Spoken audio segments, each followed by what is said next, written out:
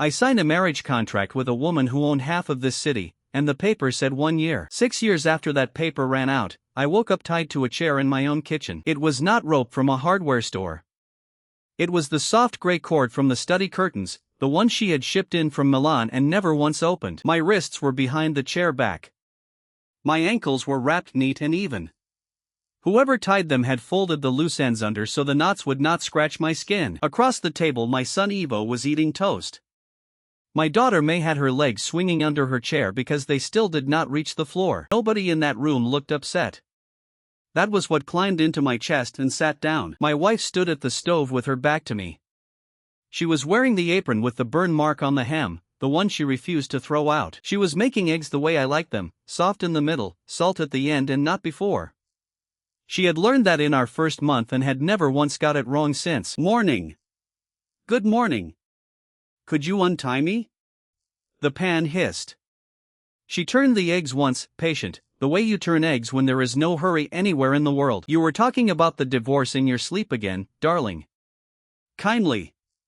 The way you would mention jam on a man's collar. And that is where I have to stop, because if I tell you the rest of that morning now, you will not understand why I was not screaming. To understand that, you have to go back to a basement room with a broken radiator, and to the one line of the contract I did not read. There were 4 pages.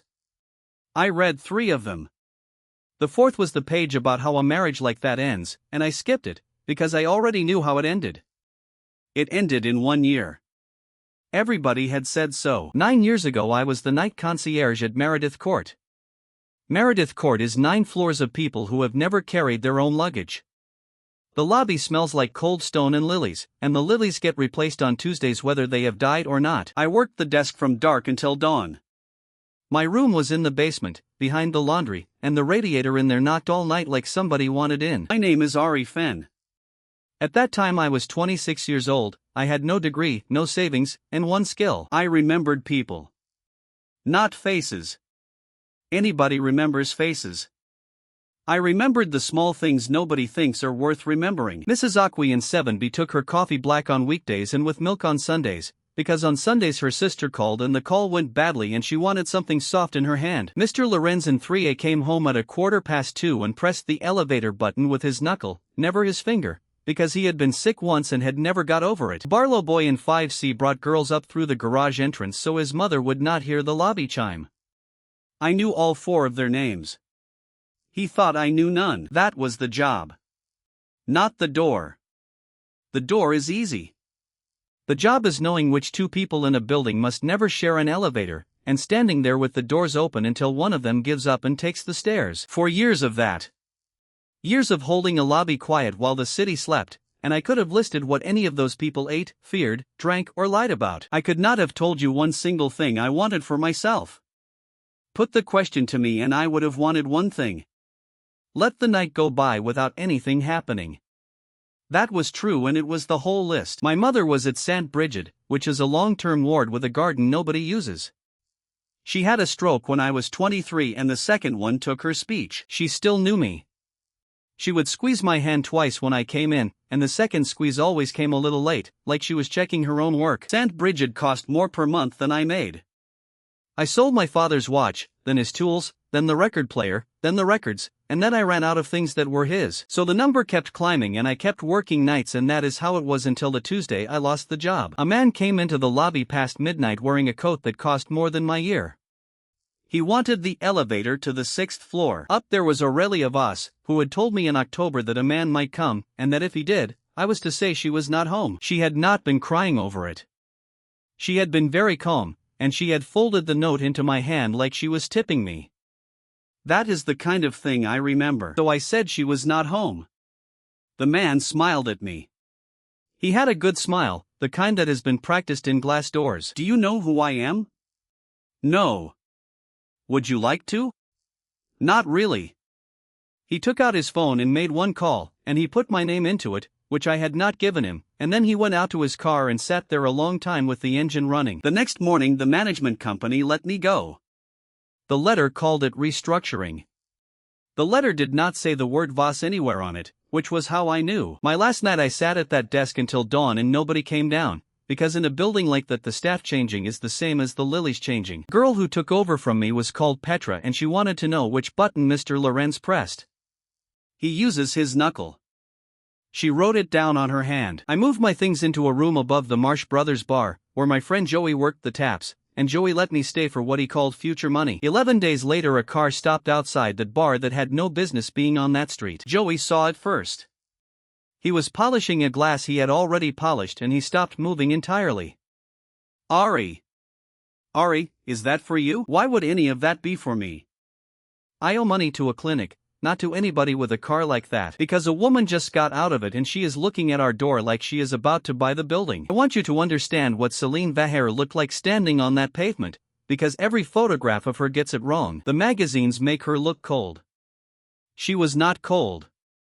Cold is a temperature and she was more like weather, the kind you check before you leave the house. She was 31. She had run Vaher Holdings since her father died, and in that time she had eaten 2 rivals and made a third apologize on television. And she was standing outside a bar with a cracked awning, in shoes that had never been on a street like that, holding nothing. No bag, no phone, no folder. She came in. Joey put down the glass. Are you Ari Fenn? Yes. Selene Vaher. You have 20 minutes of my time. Do you want to sit down or shall I do this at the bar? I looked at Joey. Joey looked at the ceiling like the ceiling had been expecting this. Do you want a drink? It was the only sentence I had in me. No. Sit down. We sat in the booth by the window, the one with the tear in the vinyl that Joey had fixed with tape the color of a bruise. She did not lower her voice. She just talked, and the whole bar found other things to look at, which is a thing money does to a room. My cousin Ansel came to Meredith Court in March, 3 years ago, and you did not let him upstairs. I remembered Ansel. Thin, expensive, sweated at the temples when he lied. He wanted the 9th floor. That floor was a lawyer named Denby who was working on something for a family. I do not know which family. You did know whose floor it was. I knew Denby got his suits pressed on a Thursday and that he changed the day in March. That is all I knew. She looked at me for a moment then, and I found out what people mean by a person looking at you. Most people look near you. Why did you not let Ansel up? Because he called ahead and told me to say nobody had come. A man who wants to visit somebody does not plan how to have not visited them. Selene Vaher sat back. Something moved across her face and went away. Here it is. My grandmother wrote a condition into the family holding. Inga Vaher. She died before I was born and she has been running my life since. Control of the holding passes to a married heir. Not engaged. Married, living together, in good faith. Her words. Good faith. That sounds like it could mean anything. It means whatever a committee decides it means, and who do you think the committee is? My uncle Eugene. I have until the spring. And you want? Do you want the short version or the whole thing? Short. I want a husband on paper for 1 year. You live in my house. You come to family dinners. You are photographed where I say and you are quiet where I say. At the end of the year the marriage dissolves and you walk away with a number that will keep your mother at St. Bridget until she does not need it anymore. I did not question how she knew about my mother. I had spent 4 years being the man who knows things about people. And what do you get? 4 billion in assets and my father's chair. And I do not have to marry Laurent Paquette, who my uncle has been walking past me since I was 22 like a plate of something. Then she leaned in and gave me the sentence I have turned over more times than anything else in my life. Mr. Fenn, I want to be clear, because people get confused and then they get hurt. There will never be feelings between us. Not from me. I am not built for it and I do not want it. If you sign expecting that to change, you will be disappointed, and I will not be kind about it. Understood. Say it back to me. There will never be feelings between us. Good. So I signed. Of course I signed. Anyone would sign. The papers came the next day by a courier who would not sit down. 4 pages, thick paper, her name already on the last one in dark blue ink. I read the first page, which was the year. I read the second page, which was the money in the house. I read the third page, which was the rules. I would live in the house on Kellner Road and sleep there every night unless she had it in advance. No public relationships, no photographs with anyone else, no interviews of any kind. Any question from her family about our marriage would get the same reply from me twice, and where I had nothing, I was to put it to my wife. And the word contract would never be spoken inside that house. That one I read twice, and I decided it was pride. She did not want the thing she had bought named in her own hallway. The fourth page was the ending, and I did not read it, because I already knew the ending. It was 1 year. It was written on page 1 in a font you could read across a room. I signed my name under hers. My signature looks like a man falling downstairs. Hers looks like a fence. The courier took the pages and left, and I sat in a room above a bar with a number in my bank account that made my hands shake, and I called St. Bridget and paid until April. Then I called Joey and let him know I was getting married on Friday. Congratulations. Who is she? You watched her walk in here yesterday. The phone went quiet long enough that I checked the screen. Ari. That woman has a face like a closed shop. Do you know what you are doing? It is 1 year. It is a job. I have had jobs. You have had jobs where you go home after. I did not have an answer for that, so I hung up on my best friend, which is a thing I did more than once in that first month and have apologized for exactly 0 times, because he does not want the apology. He wants the story. The wedding was over before the coffee across the street went cold. A registry office on Grave Street, a clerk with a cold, 2 witnesses from her office who I never saw again, and a photographer who took 40 pictures and was told to delete 39. She wore gray. Not white, gray, and she looked at the clerk and not at me the whole way through, and when the clerk got to the line about taking her as my wife I said yes and my voice did something stupid on the second half of the word. She heard it. I know she heard it, because her chin turned about a finger's width toward me and then stopped. Afterwards on the steps she shook my hand. That was fine. Was it? I have nothing to compare it to. Neither do I, Mr. Fenn. Then the car came and we went to the house, and that is where the year actually started. The house on Kellner Road sits behind a wall with a gate that has a code, and the code changes on the 1st of every month because the security firm wants it that way. For 7 years I never once knew that code. Somebody always opened it for me. I want you to hold on to that, because it comes back. Inside, the house was the cleanest thing I have ever stood in. Pale floors, tall windows, and a staircase that curved like it was showing off. There was a housekeeper called Rosa who had been Celine's nurse when Selene was a child and had simply never left, which in that family counted as a career. Rosa looked me over from the shoes up and made a small sound. He is thin. That was to nobody. I am standing here. And are you any less thin for it? There was a driver called Didier who carried my one bag as though it might have something in it. And there was a girl of 17 sitting on the stairs eating cereal out of the box, who turned out to be Celine's little sister Una. Una looked at me. Then she looked at Selene. Then she looked at me again, longer. Is this him? This is Ari. He lives here now. Does he know? Know what? Nothing. Nothing, said Una, in a completely different voice, and went back to her cereal, and that was the first warning I received in that house and I filed it under teenager. Selene showed me the ground floor herself, room by room, in the flat tone of a woman reading her own inventory. Kitchen. Dining room, which we use when my family comes, which is more than I would like. Study. Do not move anything in the study. Understood. Your room is upstairs on the right. Bathroom is yours alone. Rosa does not go in unless you ask. And the left? There was a door on the left side of that landing, painted the same pale color as the wall, with a handle that did not match the other handles in the house. That room is not part of this. Is it a bedroom? It is not part of this, Mr. Fenn. All right. She was already walking. Then she stopped on the stairs with her hand on the rail and spoke without turning round. Ari, she said. That was the first time she used my name. It landed strangely, the way a sound does in an empty flat. Do not go in there. I am asking you. I did not know then that those 2 sentences were the most honest thing that woman had let out of her mouth in about 10 years. I agreed again and went to my room, and I unpacked one bag into a wardrobe the size of my old bathroom, and I lay on a bed so large that I slept on the very edge of it, out of habit, for 11 nights. On the 12th night I woke up at 4 because the house was too quiet. The radiator did not knock.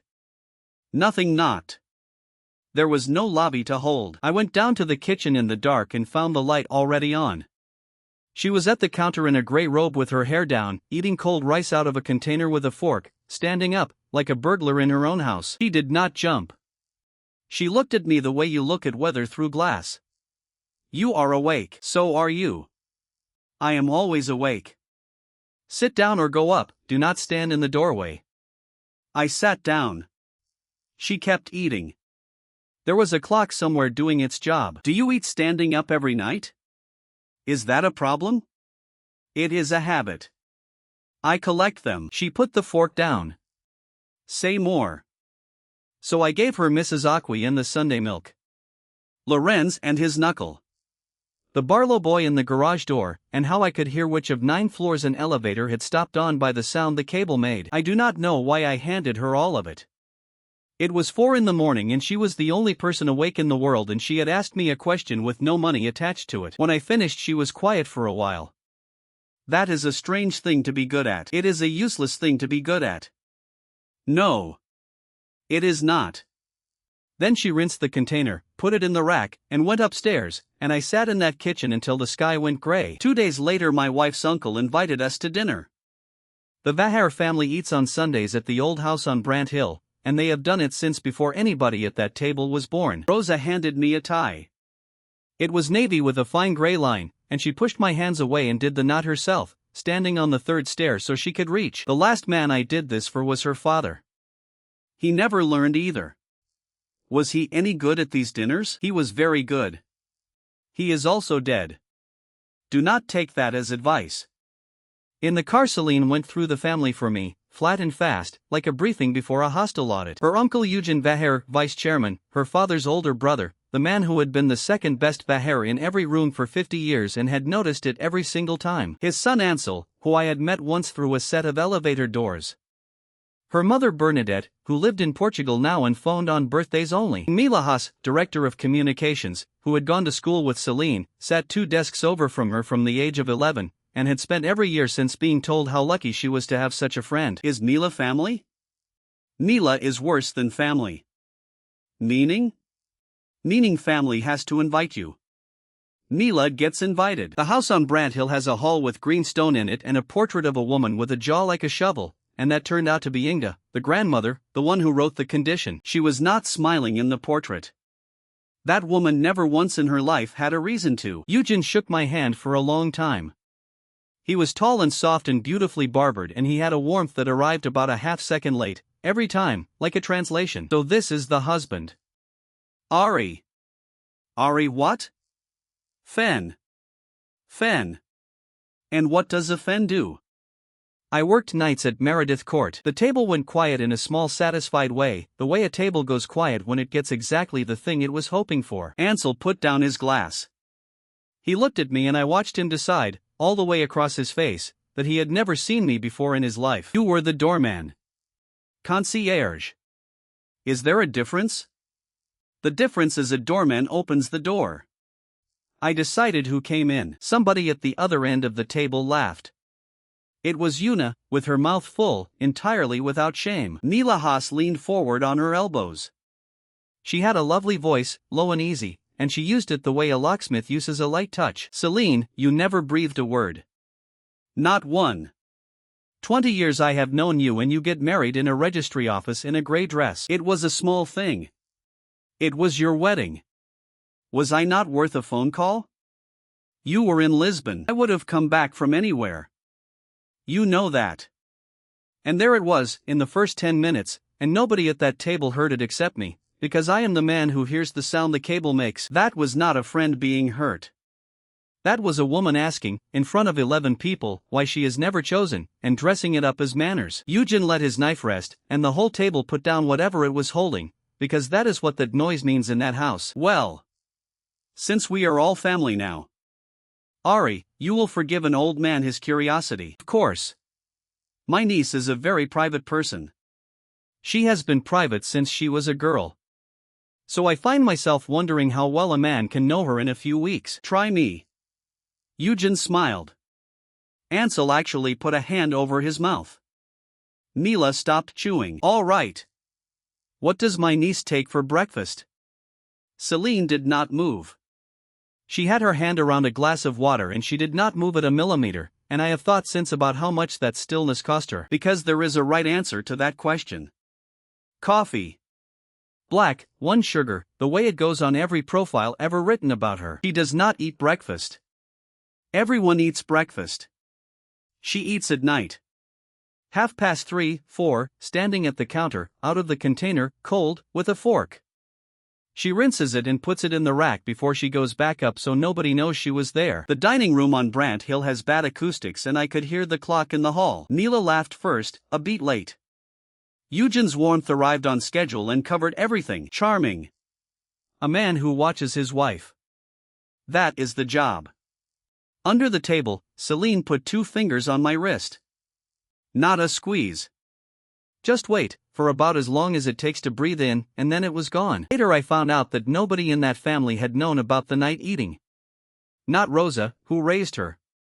Not Una, who lived in the house. She had been doing it since she was 15, in the year after her mother left for Portugal, and she had been doing it quietly enough that a house full of staff had never once caught her. And a man she had known for 3 weeks took it apart at a dinner table because he happened to want a glass of water at 4 in the morning. If you want to know the exact moment my year went wrong, it was that. Not the wedding. That. Over dessert Eugen tapped his glass with a spoon and the whole table turned like a field of sunflowers. Since we are gathered. The trustees have put me in charge of the arrangements around the spring transfer, and I want no unpleasantness. Selene did not look up from her plate. Inge's condition uses the phrase good faith. 2 little words. Lawyers have been fighting about them since before I had hair. So? And so the trustees will want comfort. Nothing aggressive. A picture of a life. Photographs, appearances, a household that looks like a household. People who can speak to it. Give me the list. Oh, there is no list. Eugen was delighted with himself. It is not that sort of thing. We will simply take it as it comes. That was the first rung. I did not know it was a rung. It sounded like a fussy old man asking for holiday snaps. On the drive back Selene sat with her head against the window and the city going past yellow and black. He will want something every month. And each thing will be small. And each thing will be reasonable, and if I refuse any of them he writes down that I refused. Do you see it? Then we give him the small things. And when the small things are gone, then he comes for the big one, and by then are we going to be in any habit except yes? I looked at the side of her face. She had her jaw set the way you set a jaw when you have been alone with a problem for a long time. Why did you not just marry Laurent Paquette? She turned her head. Do you want the polite version? No. Because Laurent Paquette held a door for me at a fundraiser when I was 22 and then let 3 people know that I had thanked him too warmly. That is who my uncle picked for me. A man who counts. And out of everybody in this city, with your uncle holding auditions, you went and picked a doorman instead. A concierge. She was not smiling. Her mouth was doing something at one corner that was in the same family as smiling, several streets away. That was the first joke she ever made with me. I have kept it. The changes started so gently that I want to be fair to myself here, because people hear this story and want to know how I did not see it, and kindness does not arrive with a sound. Week 1, she came home at 9 at night instead of 11. Week 2, there was a jar of the vinegar chili paste from the Vietnamese place on Rusk Street in the fridge, the cheap one with the handwritten label, which is not a thing that appears in a house like that by accident. I had eaten it exactly once in front of her, out of a plastic tub, standing over the sink. Week 3, my coffee started arriving strong and short, in the small cup, which is how I take it, which I had never mentioned. Week 4, Rosa stopped putting fish on the table on Thursdays. Rosa gave me a look that could have stripped paint when I raised it. The mistress went through the shopping and crossed it off. I have put fish on that table for 20 years. Why would she cross it off? You work it out. She walked off with the basket, and I stood in that kitchen with the true thing sitting in my mouth and refused to swallow it. I do not like fish. It had come out of me once, in the car, in a list of nothing, on the way to a photograph. Here is what I put to myself at the time, and I want it written down so you can see the shape of me. She is very thorough. She is a woman who moved 4 billion in assets by knowing where every screw was. Of course she catalogued her husband. It is the same as knowing which lawyer has his suits pressed on Thursday. I was the world expert on people who catalog other people. I had done it for 4 years for $11 an hour. And I did not once think that the reason you memorize a person might be that you cannot stop. The first thing that did not fit was Bettina. Bettina Rue was a junior in the design group, small, loud, 23 years old, with a laugh you could hear through a fire door. I was at the tower that afternoon because the photographer needed us in the atrium at 4, and Selene was running late, and I was standing at the coffee counter on the ground floor with nothing to do. Bettina was in the queue behind me and had opinions about the machine. Do not press the middle one.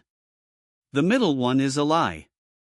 It gives you brown water and it takes your money and it does it with a little animation of a bean. Which one do I press? None of them. You go across the road to Pim's and you pay less and you get an actual coffee and you come back with your dignity. So we went across the road to Pim's. We were gone for 25 minutes. I know that because the photographer complained about it for the rest of my life. We talked about the machine, then about her brother who fixes machines, then about how much she hated the word synergy. When we came back through the glass doors, Selene was standing in the atrium. She was not angry. Nothing on her face. She had one hand holding the other wrist, which was a thing she did, and she was looking at Bettina. Not at me. At Bettina. She looked at that girl the way I used to look at a name on a list. Bettina went pink, produced a meeting out of nowhere and left very fast, and I walked over to my wife and got photographed being a husband for about an hour. Next morning Bettina Rue was reassigned to the Halvorsen office, which is a good move, which is a promotion in every way you can measure it, and which is 400 miles away. I found out from the lift. 2 women from the design group were talking about how fast it had happened and whether it was because of the Rennick account. I put it to Selene that night. She was at the study desk with her shoes off and her feet up on the drawer. Bettina Rue got moved to Halvorsen. Yes. Yesterday. Contracts move quickly when they are already drafted. Was that because of me? She looked up, and for 1 second there was something in her face like a door with a light behind it. Coincidence. Is that what we are calling it? That is what it is. Here is the terrible thing. I believed her. No, worse. I did not even need to believe her, because I never seriously considered the other option. That is how far outside my life it was. Men like me do not get women moved 400 miles for standing too close. I went to bed thinking about Bettina Rue getting a promotion, and I was pleased for her, and I hoped the Halvorsen office had a decent coffee place, and I slept like a stone. Downstairs, with the door shut, my wife was in the study reading a personnel file with a photograph in it, and she read it until 3 in the morning. I know that because Didier gave it to me years later, when he had decided he liked me. I learned her name on a Tuesday, by accident, and I want to be clear that I did nothing with it for 7 years. Rosa was in the pantry with the door half open, arguing with a delivery man about crates of pears, and Selene came through the kitchen in her coat still holding her keys. "Nell, there are no pears," said Rosa, without turning around. The keys stopped in the air. Selene did not shout. She put the keys down on the counter very carefully, the way you put down something that is full, and she went out of the room. Rosa came out of the pantry with her hand over her mouth. I have not called her that since she was 9. Why not? Because her father heard me do it in front of a board member and he had me stand in his office while he explained to me what a name is for. And what is a name for? Rosa looked at me with her chin down. Ask him. He is in the ground at St. Wilhelm and he has plenty of time. I never used it. Not once in 7 years. I put it where I put Mrs. Aqui's Sunday milk, and I kept it, because that is what I am for. Around the same week my phone stopped working. Not broke. Stopped. It went dark in my hand at breakfast and there was a new one beside my plate, still in the box, and Didier was standing there like a man delivering weather. The mistress had the numbers moved over. Why? Security. I have a phone. You have this phone. Is there something wrong with my phone? Didier looked at the ceiling. Didier had a face like the back of a hand and I want to record that at that time I did not like him at all. Here is what I noticed and did not act on. When Didier reached past me to take the old handset, his cuff went up. He had a watch with a green face and a scratch across the crown at the 7, and I had seen that watch before, through glass, from behind a desk, at 1:30 in the morning. He had been in the car. The car that waited with the engine running the night I lost my job. I put that where I put everything. And because I had already decided this whole marriage was a job, I filed it under not mine. The new phone was better in every way. It also had an application on it I had not installed, with a gray icon and no name, which I opened once and closed immediately and did not open again for a very long time. Clothes came next. Not a shopping trip. A rail. An entire rail wheeled into my room by two men from Corbin's while Una sat on my bed eating dry cereal out of the box and providing commentary. Oh, that is a lot of gray. She has bought you her own colors. Do you know what that means? It means gray is a color that goes with things. It means she is dressing you to match her. That is a thing people do to dogs. Thank you. There is a coat in there that costs more than my school fees. Try it on. Try it on, or I will tell her you did not. The coat was heavy and warm and smelled like a shop I had never been able to walk slowly through. I stood in front of the mirror in it and I looked like somebody who could stand at the front of a lobby instead of behind the desk, and something in my chest went sideways and I took it off fast. Una had gone quiet, which was rare. She got the measurements off your old jacket. She took it out of your room and had it copied and put it back. Rosa watched her do it. Why would she do that instead of asking? Una looked at me the way you look at a man reading a map upside down. Ari, have you ever met her? Then the driving started. There was a schedule taped inside the kitchen cupboard with my movements on it, and Didier drove me to the clinic on Wednesdays. I did not ask for a driver. I liked the tram. On the tram there is a man who plays a small accordion badly and a woman who sells wrapped mint sweets and a sign about a lost cat called Bruno that has been up since the spring. I told her about Bruno once. Bruno went up on the fridge, printed, in color, and Rosa was informed that if the cat was found the picture came down. That is either the sweetest thing anybody ever did for me or it is a warning, and it took me 2 years to work out that there is no rule that says it cannot be both. The clinic visits were the 1 hour of my week where I performed for nobody. My mother had a chair by the window and a blanket over her knees that she pulled it with 2 fingers when she was bored, which meant she was still in there, thinking things about the garden. I would talk at her for an hour. She would squeeze my hand twice, the second squeeze late, like a woman checking her own work. In the 6th week, the head nurse, whose name is Solange and who has hands like a bricklayer, stopped me in the corridor. Her account is settled to the end of next year. I paid to April. Somebody paid to December of the year after that, and paid the physiotherapy that was never on your plan, and asked us not to put a name on it. Who? Solange looked at me with enormous patience. A tall woman. Gray coat. She sat with your mother for 40 minutes and did not speak to any of us on the way out. I stood in that corridor and I did not feel what a normal man feels. I felt caught. I felt the way you feel when the accounts have been done for you and you were not there. Because if she paid past the contract, then the contract was not the shape of the thing, and I did not want the thing to have any other shape. I was a man with a job. I was going to do my job and go home. So the following Monday, which was not a Wednesday and not on any schedule taped inside any cupboard, I took the tram to St. Bridget on my own. The accordion man was on the tram. He is called Hector and he plays badly on purpose, because he explained to me once that people give more to a man who is trying. I came along the corridor past the day room and the trolley with the flowers nobody claims, and through the glass panel in my mother's door I saw a woman in a gray coat sitting in the visitor chair with her back to me. She had a paper bag from Pim's on her knee. She was talking. My mother, who has not put a sentence together in 3 years, had her face turned toward her and was listening the way you listen to weather. I did not go in. I stood at that glass like a man at his own window and I listened to the most feared woman in this city work through a shipping dispute in Rotterdam with my mother. She was explaining it properly. Tonnage, penalties, a broker in Antwerp called Van Ridge who had lied to her twice.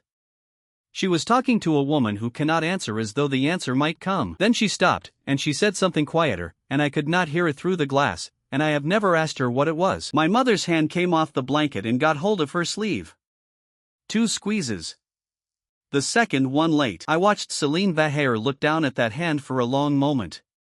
Then she put her own on top of it and stayed like that until Solange came round with the trolley. I went and stood in the stairwell by the fire door until she had gone. That is the truth and I am not going to dress it up. I hid in a stairwell from my own wife. Why?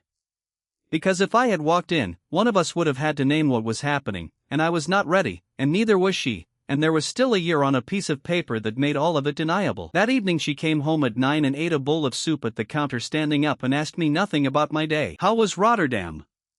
She put the bowl down. Who mentioned Rotterdam? Nobody. It is in the trade pages.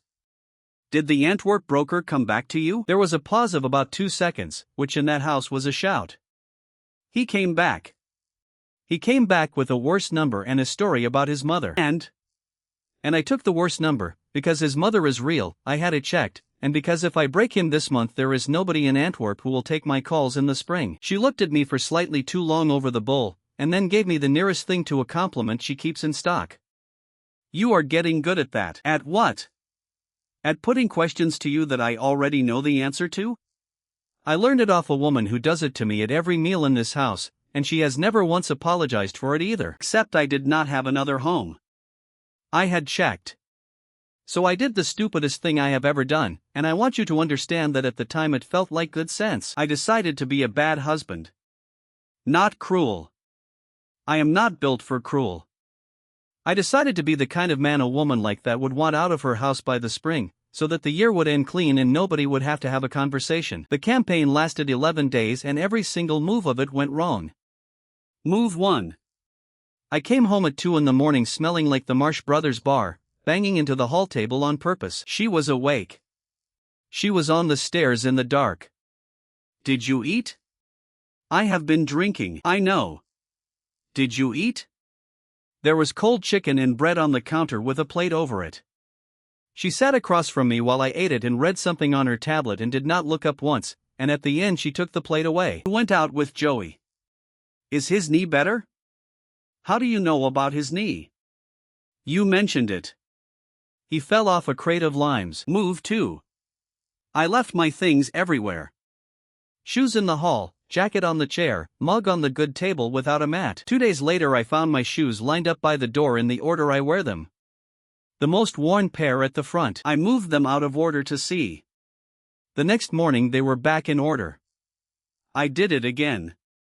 They came back again.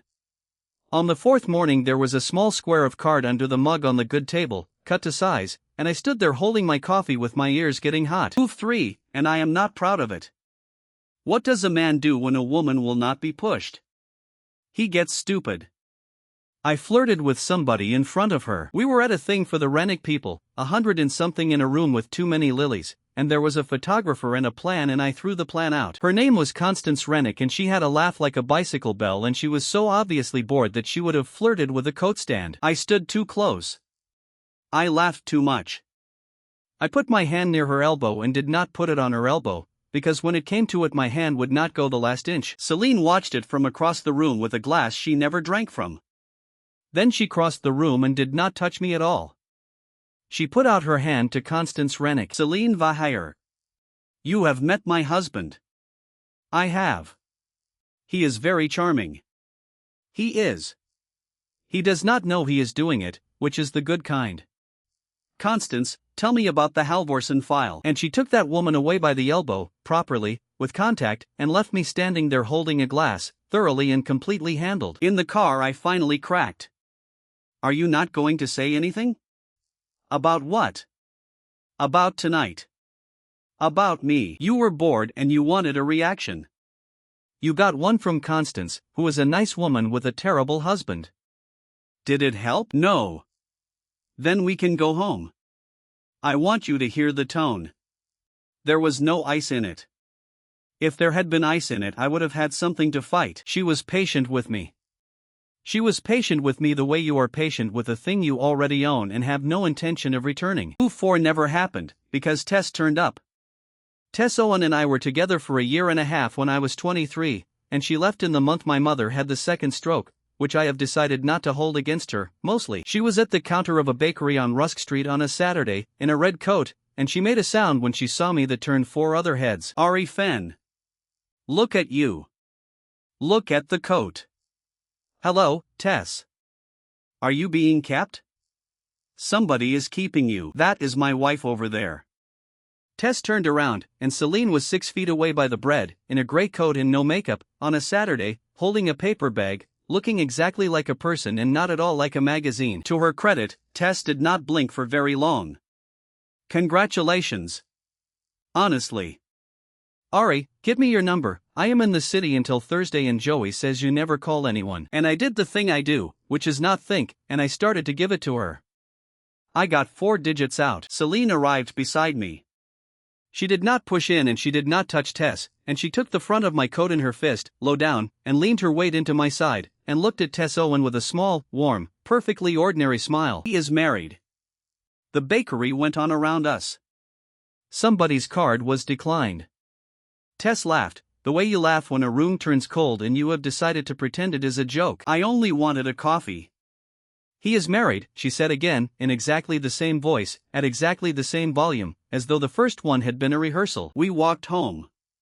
She did not let go of the coat for the whole of Rusk Street, and my heart was going like a bird in a box, and I told myself it was embarrassment. At the gate she let go and put her hands in her pockets and looked at the ground. That was more than I meant to do.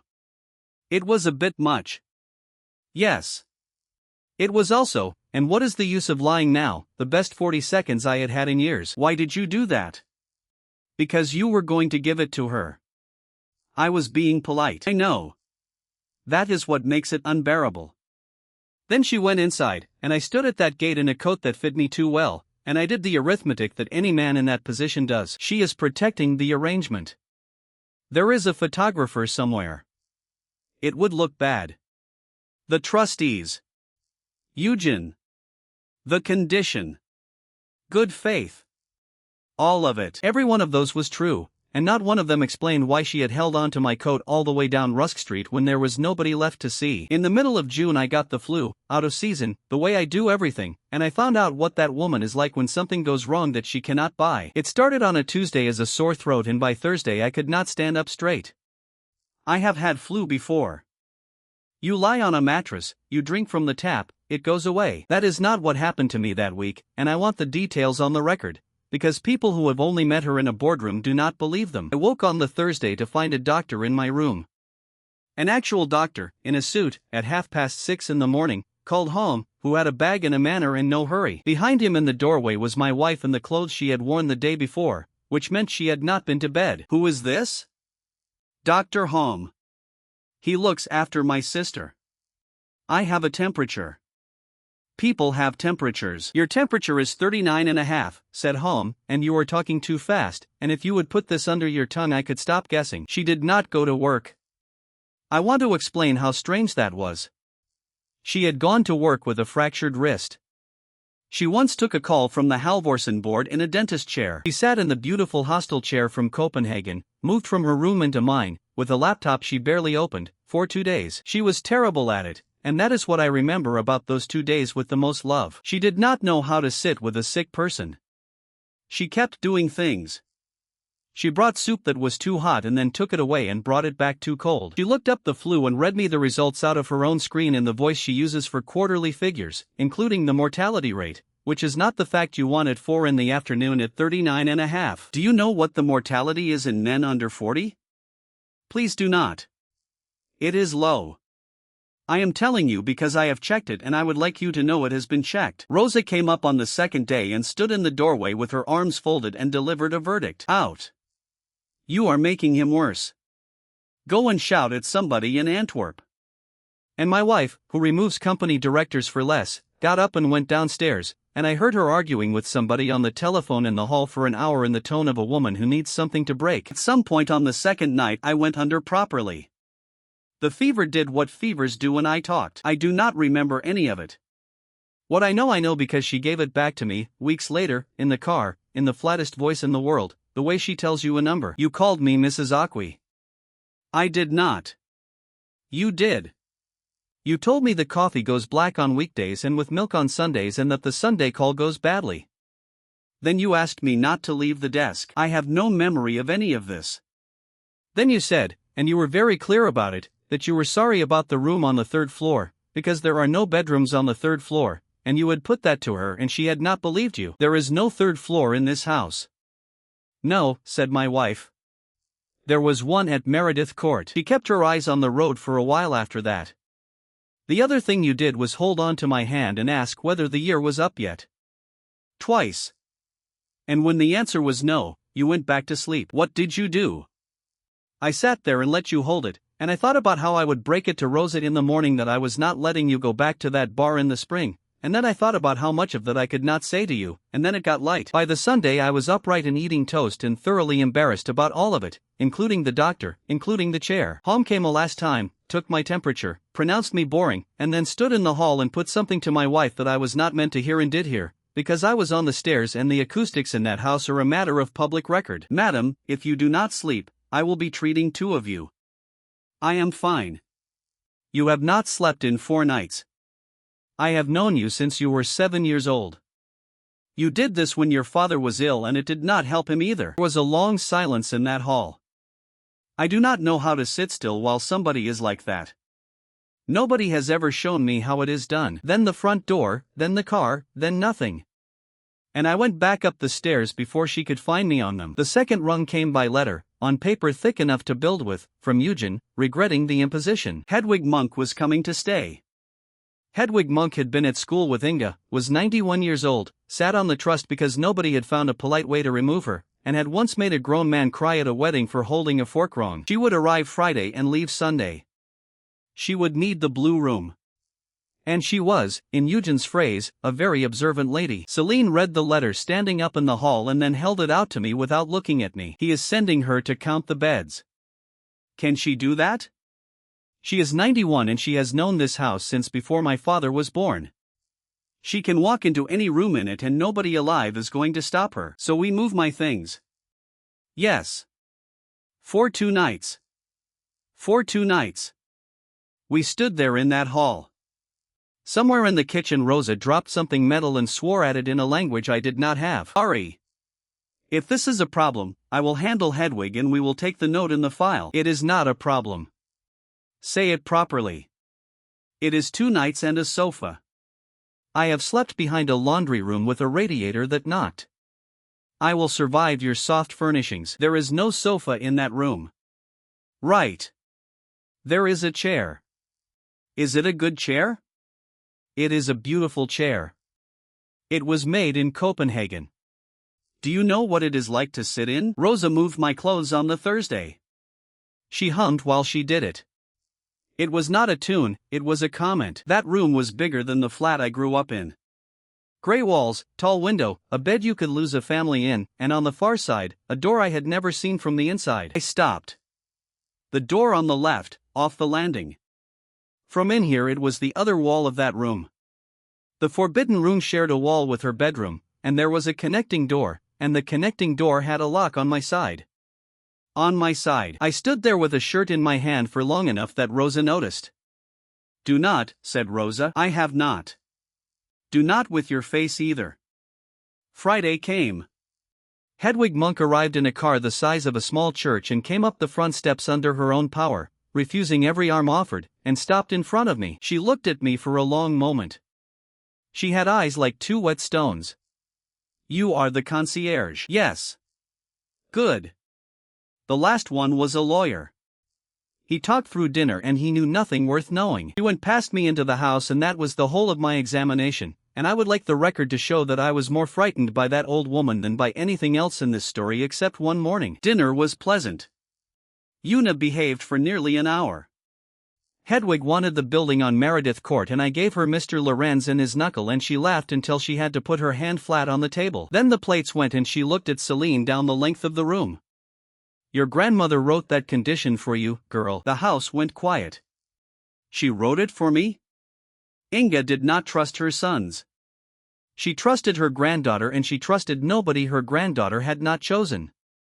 That is what good faith meant when she wrote it. It did not mean a certificate. Eugen reads it differently. Eugen reads everything differently.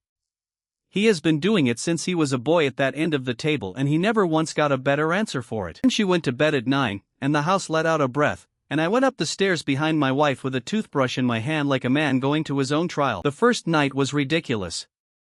She took the left side. I took the chair, which was in fact beautiful and in fact hostile, and after an hour and a half my spine started sending complaints in writing. Ari. Yes. Get into the bed. I am fine. You are not fine. I can hear your neck from here. Get into the bed. There is a whole country between the 2 sides of it. So I got into the bed.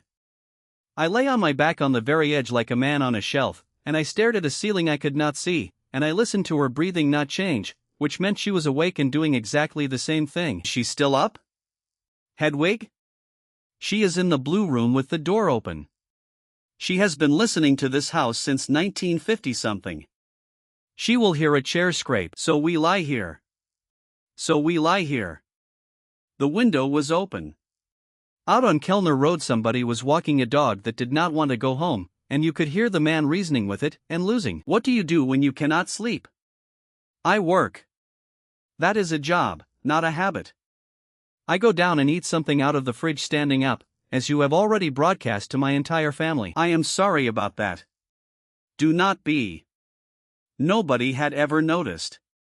I did not know what to do with my face. She turned over. In the dark, that is a whole event. You knew that about me after 5 weeks.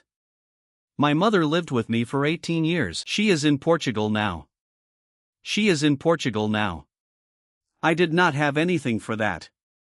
I lay there and let the dog and the man work out their arrangement, and at some point I fell asleep, on my back, on the edge, in my clothes. I woke up at some hour with a hand flat on my chest. Not a grab. Not an accident either, because an accident lets go. Her hand was over my heart with the fingers spread, and her forehead was against my shoulder, and she was asleep, or she was doing an extremely good impression of it. I lay very still. I would like to give you a version where I moved it politely and went back to sleep. Instead, I lay there with the ceiling doing nothing above me, and I thought, in this order, that her hand was warm, that I could feel my own heartbeat going up through her palm, and that she would be able to feel it too, and that I was in a great deal of trouble. In the morning, she was on her own side, up, dressed, tying her hair, entirely normal. Did you sleep? Yes. Good. And she went down to breakfast, and that was that, and I stood in her bathroom with my hands on the sink for a while. Saturday was the date. I want to be accurate. It was not a date. It was an appointment. Eugen had suggested, in the same letter, that the trustees would be comforted by a photograph of the two of us doing something ordinary. Not a gala. Something a couple does. So the plan was the market at Holland Square, 40 minutes, a photographer at a distance, coffee and shot, and home. We were there 5 hours. It started going wrong at the second stall. There is a woman at Holland Square who sells nothing but garlic, ropes of it, and who has a running quarrel with the man opposite who sells nothing but honey. We have not spoken since the year of the roadworks. The whole square knows. My wife did not know, and inquired, and got 20 minutes of it, standing there in a coat that cost more than the stall. Then she bought garlic she has never once used. Then Una phoned, and Selene gave her the square, which was a mistake, because Una arrived within the half hour with her friend Bo and demanded to be bought things. Then a man with a stall of second-hand tools had a plane in a box, a wooden one, with a maker's mark burned into the heel, and I picked it up before I knew I had. My father had one like it. It went in the second wave of selling, after the watch and before the records. I put it back down. I put it down the way you put down something in a shop where you are not welcome. She saw. Of course she saw. She was standing right there with garlic in her hand. She did not buy it. This is important. She did not buy it, because she had learned in 5 weeks exactly how much I hate being bought for, and she waited until I had walked on, and then she went back on the Tuesday alone and bought it, and it sat in a cupboard in a room I was not allowed into for a very long time. At 4 in the afternoon, sitting on the wall by the fountain eating chips out of paper with our shoulders touching, she looked at the photographer across the square and came out with something I have not managed to forget. He can go home. Is he not the point? He was the point at 11. It is 4. And she waved at the man, a small, ordinary, ridiculous wave, and he lowered the camera and looked confused and went. We stayed until it got dark. We did not talk about the trust once. We talked about the garlic woman, and about a teacher she had at school called Miss Renard who broke her own thumb slamming a piano lid, and about whether Bruno the cat had ever existed. At some point I made her laugh properly, with her head back, and 2 people at the fountain turned to look because it is not a sound that woman lets out often. On the way home she fell asleep in the car with her head against the window and the garlic in her lap, and Didier drove slower than he needed to, and I noticed that, and I did not know yet what it meant. Hila Haas was waiting on the steps when we got back. She had brought a folder that could have gone in an email, and she was wearing the sort of clothes people wear when they have decided to be casual at somebody. Selene took the folder and went inside to deal with Hedwig, and Mila did not follow. She sat down on the top step and patted the stone beside her and looked up at me with a face full of warmth. "Sit with me a minute. I am not going to bite the doorman." I sat down. She was pleasant for about 90 seconds. Then she got where she was going. "Has she taken you to Rawson yet? The house at the lake?" "No. She takes everyone to Rawson. She took me to Rawson when we were 20 and she was in pieces about her father. We sat on that jetty for 2 days. That sounds like a good friend." It was. It has been. 20 years of it. And here is a funny thing, Ari, and I only mention it because I like you. Go on. In 20 years I have never once been the person she called first. I have always been the person she called after. She was still smiling through all of it. That is what I remember. The smile stayed on the whole time, like a coat somebody had left on a chair.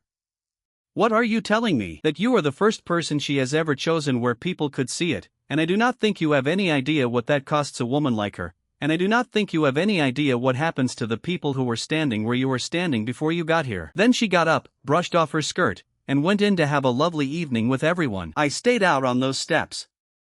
Across the road a light went on in the Ferrero house, where the twins were, who were 4 and 8 and permanently at war. I sat there thinking about how a woman had just called something a funny thing while her hands shook, and how I had spent 4 years reading people through a lobby window and had somehow ended up living inside the file. I asked her about Rawson a week later, in the car, on the way back from a thing at the Kessler building, because I am not clever enough to leave a stone unturned. Mila mentioned a lake house on the steps that night, the way you mention a thing you know somebody has not been given. Mila would. Do you still have it? The car went along for a while. Didier looked at nothing with great professional skill. It is 2 hours north, on the Ossenwater, past a village called Marden where they still argue about a bridge. My father built it the year I was born and he died in it. I am sorry. Do not be sorry, it was 11 years ago. I go up in June for a week and I do not take anybody, and the last person to invite herself was Mila, and she did it in front of 6 people at a dinner so that a no would look ugly. And did you say no? I said yes and I cancelled, said my wife, and looked out of the window. On the Friday she came home at 4 in the afternoon, which had never once happened, and stood in the hall with the keys still in her hand. Pack for 2 nights. Take a coat, it is colder up there. Where are we going? You know where we are going. Do not make me say it twice. Rawson is a low wooden house that has been painted the same dark red so many times the paint has become a sort of skin. There is a jetty with a wonky board second from the end and a boathouse that leans. The man who keeps it is called Axel Brame and he lives in the village and he had lit the stove and left bread and milk and a note about a heron. There is a heron. It has been at the boathouse since May and Axel wants everyone to know he did not invite it. We were there 3 days and I have thought about those days more often than I have thought about my own wedding. The first thing that happened was that I opened the wardrobe in the small back room to hang up my coat, and there were clothes in it, and they were mine. Not the ones from the rail. My old jeans with the paint on them. The green jumper my mother gave me the Christmas before her second stroke, which I had left at the Marsh Brothers bar because it had a hole in the elbow and Joey said it was frightening the customers. The jumper had been mended. Somebody had done the elbow properly, with wool that almost matched. I stood there with it in my hands for quite a long time. She was in the doorway behind me with 2 mugs. She had gone quiet in that particular way she has when she has decided to be found out rather than lie about it. When was this done? And do not give me a season, give me the month, because I have never set foot in this house before today and that jumper has been hanging in there waiting for me. June. We had been married 6 weeks in June, and I was still calling you by your surname in front of the staff. So why? Because in June you were still telling me about your building and going up to your room at 9, and I had a house standing empty 2 hours north with nothing of yours in it, and that seemed to me like a thing that could be fixed quietly and never mentioned. And if the year had ended and I had gone? Then Axel would have had a wardrobe of a stranger's clothes to deal with in the spring, and I would have made it his problem, because I would not have been able to do it. I want to be honest about what I felt standing there with a mended jumper in a house I had never been to. I should have been afraid. A sensible man is afraid. What I actually felt was that somebody had been waiting for me somewhere I had never been, and I have never in my life been waited for. He did nothing for 3 days. That is what I mean by remembering it. We took the boat out and it leaked and she bailed it with a tin and swore at Axel by name. We walked to Marden and had the bridge argument explained to us by a woman in the shop who had a stake in it. She cooked, badly, twice, and would not let Rosa be phoned about it, and the second one was actually alright. And on the last evening she sat on the wonky board at the end of the jetty with her shoes off and gave me her father, and it took her about 40 minutes, and I did not say more than 9 words in all of it. He was warm.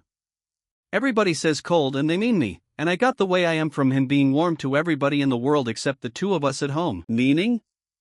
Meaning he would take a call from a man in Antwerp at midnight and give him an hour, and I would be sitting on those stairs in my school clothes with a folder of things I wanted to show him. So you learned to make yourself into the call?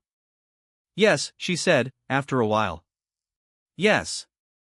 That is exactly what I did. I got very good at being the most urgent thing in the room, and it works on everybody, and it has never once made anybody stay in a room they did not have to be in. The heron came past low over the water. Somewhere in the village a dog started something and lost interest. Ari. Yes. If I am ever too much, tell me in words. Do not go quiet and do not go away for a night to think about it. I can survive being told. I cannot survive the other one. I said that I would, and I meant it, and I did not do it, and that is the whole engine of everything that came afterwards. The third rung had a name, and the name was the Michaelmas dinner, and it is the reason I know how to dance. Selene Vaher started it in a year nobody living remembers properly. Every autumn the family fills the long room on Brant Hill, and anybody who is married into the house since the last one is presented, and the presented couple opens the dancing. That is the whole of it. A dinner and one dance in front of about 90 people who have known each other since childhood and hate each other with great patience. Eugen delivered the news himself, in our own hall, with his coat still on, enjoying every syllable. Tradition. I did not invent it. If it is inconvenient, of course we can note that the couple preferred not to. We will be there. Marvelous. Ari, you dance? No. A pause of exactly the right length. Well. There is time. When the door shut behind him, Selene stood looking at it. He knows you cannot dance. How would he know that? Because he has spent 4 months buying coffee for a girl in the design group and he pays for the Halvorsen flat she lives in now. Bettina? Bettina has given him nothing that matters, because Bettina knows nothing that matters. But he has been fishing since the summer, and now he has a hook with a room full of relatives on the end of it. It could break my ankle. Do not tempt me. We started that night. In the kitchen, with the table pushed back against the dresser and the radio on low, and Rosa in the doorway with a tea towel, refusing to leave. It went badly. I have carried a drunk investment banker up 9 floors and I have held a lobby door in a storm, and none of it prepares a man for being told where his own foot is. You are counting. I am counting because you made me count. That was Tuesday. It is Thursday. Stop counting and follow. Follow what? Me. Follow me. And that is where it clicked, because that is a thing I actually know how to do. I stopped listening to the music. I watched the top of her shoulder instead, the way I used to watch the doors, and I found the tell. Every woman who has ever walked past a desk has one. Her weight goes to the outside of her left foot a half beat before she turns. Always the left. It is why her left shoes go at the heel first and her right shoes do not, and I had noticed that in the second week from the rack in the hall and thought nothing of it. So I stopped counting and started reading, and on the third try we went the whole way around the kitchen without me standing on anything. Again. Rosa had opinions, a tea towel over her arm and no intention whatsoever of going to bed while this was happening in her kitchen. We did it again. We did it 11 or 12 times, and somewhere in there Selene stopped correcting me, and somewhere after that we were just 2 people going round a kitchen at midnight, and she was not looking at my feet anymore. She was looking at my face with an expression I did not have a name for and did not want to look at directly, the way you do not look at a bulb. Yuna appeared in the doorway in pajamas holding a bowl. Oh my God. Go to bed. You are dancing in the kitchen. You are dancing in the kitchen with the radio on. Do you know what you look like? Bed. Rosa, are you seeing this? I have seen worse. From Rosa that is practically a bouquet. We practiced for 11 nights. On the 4th night she brought the good speaker down from the study. On the 6th she stopped wearing shoes for it. On the 9th she put her forehead against my collarbone for about 2 seconds in the turn and then straightened up and pretended it was the tempo. And on the 10th night, walking up the stairs afterwards, she stopped on the landing outside the door on the left, and put her hand flat on it, and did not go in, and did not explain, and went to bed. The dinner itself was fine. That is the joke of it. After all that, it was completely fine. Hedwig Monk sat in the middle of the long room like a fence post and informed everyone within reach that I was the concierge, with obvious approval, and by the fish course 3 separate people wanted my opinion of their buildings. Ansel got drunk early. Milo was luminous and helpful and everywhere at once and refilled my glass twice without being asked. When the floor cleared and the little quartet started, I put my hand where it goes and my wife put her weight on the outside of her left foot and we went round that room and did not disgrace ourselves. Halfway through, quietly, into my ear. You are not counting. I am reading. Reading what? Your left shoe. She missed a step. Actually missed it, for the first time in 11 nights, and had to be carried through it by me, which I would like framed. The applause afterwards was the polite kind. Eugen clapped longest. Of course he did. Then he took my elbow and steered me out to the terrace for air, and on the way past the coat room he stopped a waiter called Anton Pesh and got us both brandy nobody wanted, and out there I got the offer. It was so gently done. He talked about the garden for a while first. He knew the names of things. Her mother is at St. Brigid. Yes. A good place. Expensive, though. Do you know what long-term care costs over 20 years? It is a river that does not stop. It is being managed. I know. I know exactly how it is being managed, because on the 14th of last month the receivable was sold on by the clinic group to a company called Norwell Trust, and I am Norwell Trust. Out on the lawn somebody had put lights in the hedge. They were the small warm kind, and they made everything below knee height look like a stage. I own your mother's account, Ari. I want to be very unfrightening about this. Nothing changes tomorrow, nothing changes next month. What do you want? I want you to leave in the spring, quietly, as the contract already provides. And I want you, at the end, to be honest with the trustees about what this was. That is what happens anyway. Yes. That is why I am so relaxed. But there is honest and there is honest. There is a man who leaves in silence, and there is a man who leaves and helps. And what does helping pay? He named a number. I am not going to repeat it. It was more than the contract, and it was enough to take my mother out of St. Brigid and put her in the place with the sunroom, and it was enough that my hands went cold in the pockets of a coat that had been measured off my old jacket without my knowing. Take your time. There is no hurry. It would be crude to hurry. Why do you want it so badly? Because my brother is dead and his daughter is 31 years old and she is going to hold that chair for 40 years, and I have been the second best Vaher in every room since I was 9 years old, and I would like, before I die, one room. And then he did the thing that decided it, and he did not even know he was doing it. He looked back through the glass at my wife, standing by the piano with Hedwig, and his face did something small and fond and completely genuine. She looks well. She has not looked well in years. You have been good for her. And I stood on that terrace with my mother's debt in his pocket and thought, very clearly, for the first time since the registry office on Grave Street, I am not leaving in the spring.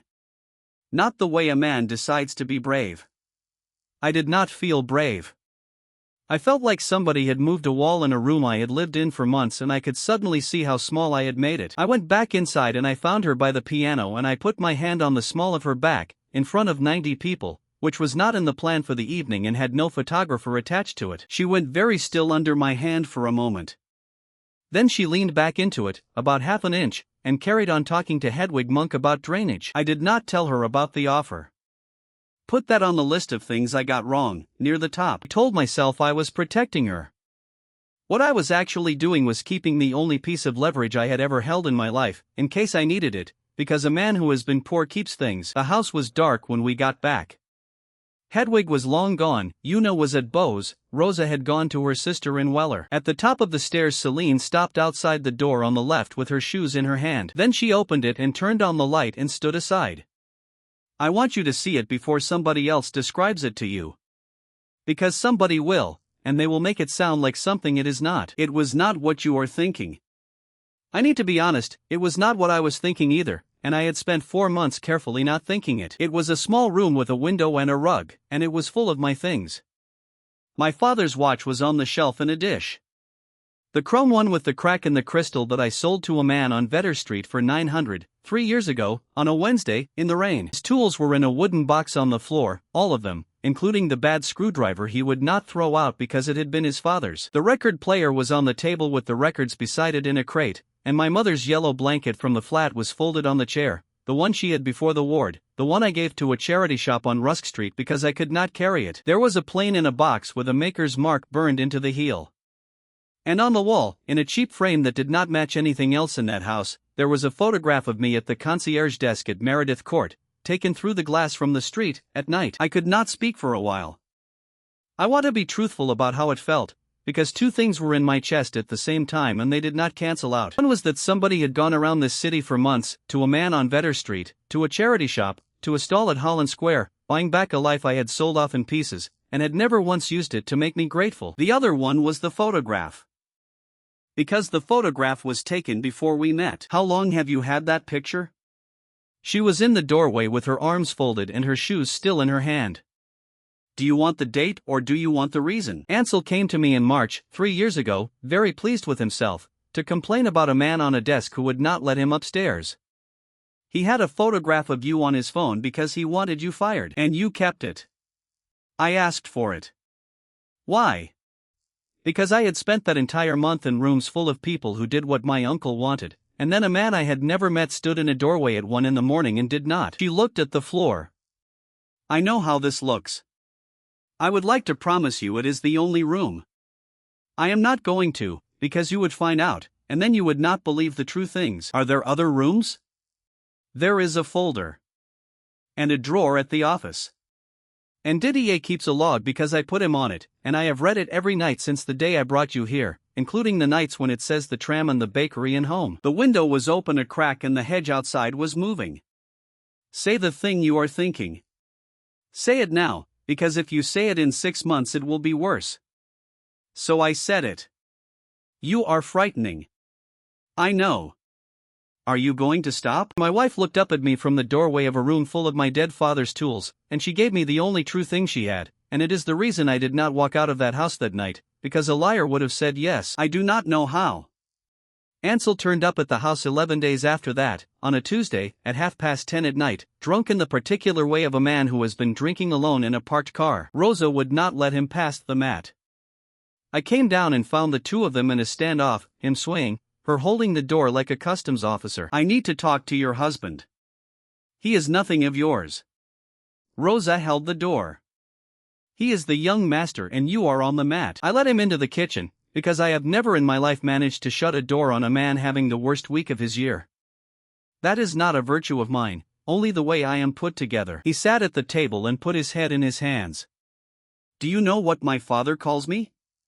He calls me the marketing. He said it at a lunch in front of Fenwick and 2 people from the bank. That is a horrible thing to say to a son.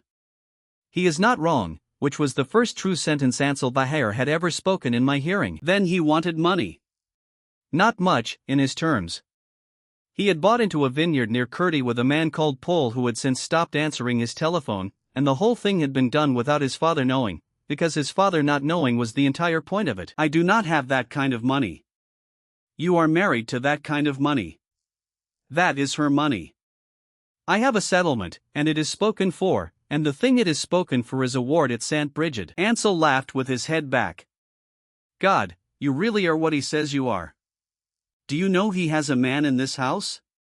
He has had one since the week you moved in. The kitchen went quiet. The fridge did its thing in the corner. Say that again. Oh, come on. The driver. My father put Didier in here through the agency. He pays a top-up on the 2nd Friday of the month and it comes out of the household line so that nobody ever sees it. How long have you known? Since it started. And then he was suddenly and completely sober, the way drunks are for about 4 seconds. Do not tell him I told you. I put him in a taxi. Then I stood at a gate I could not open by myself and watched the taillights go down Kellner Road, and I thought about a watch with a green face and a scratch across the crown at the 7, because Didier keeps a log. She had said so herself, out loud, in a room full of my dead father's tools. And if Eugen was paying him, that log had been running both ways since the spring. He did not go up and wake her. Put that on the list as well.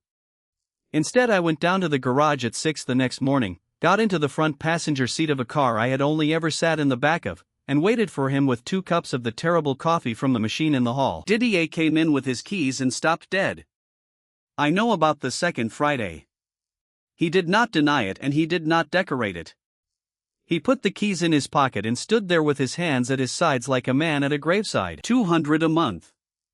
It started the week you came. I have a daughter at the Leaner school and my wife has the arthritis in both hands now and cannot take in sewing anymore. What have you given him? Times. Places. Whether the 2 of you looked happy getting out of the car. He wanted to know whether you sleep in your own room, and I have never once answered that, and you can believe me or not. Why not? Because it is nobody's business.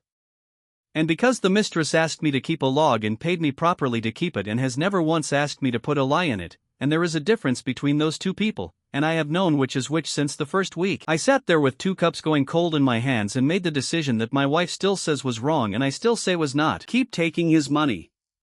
What? Keep taking it. Keep answering him.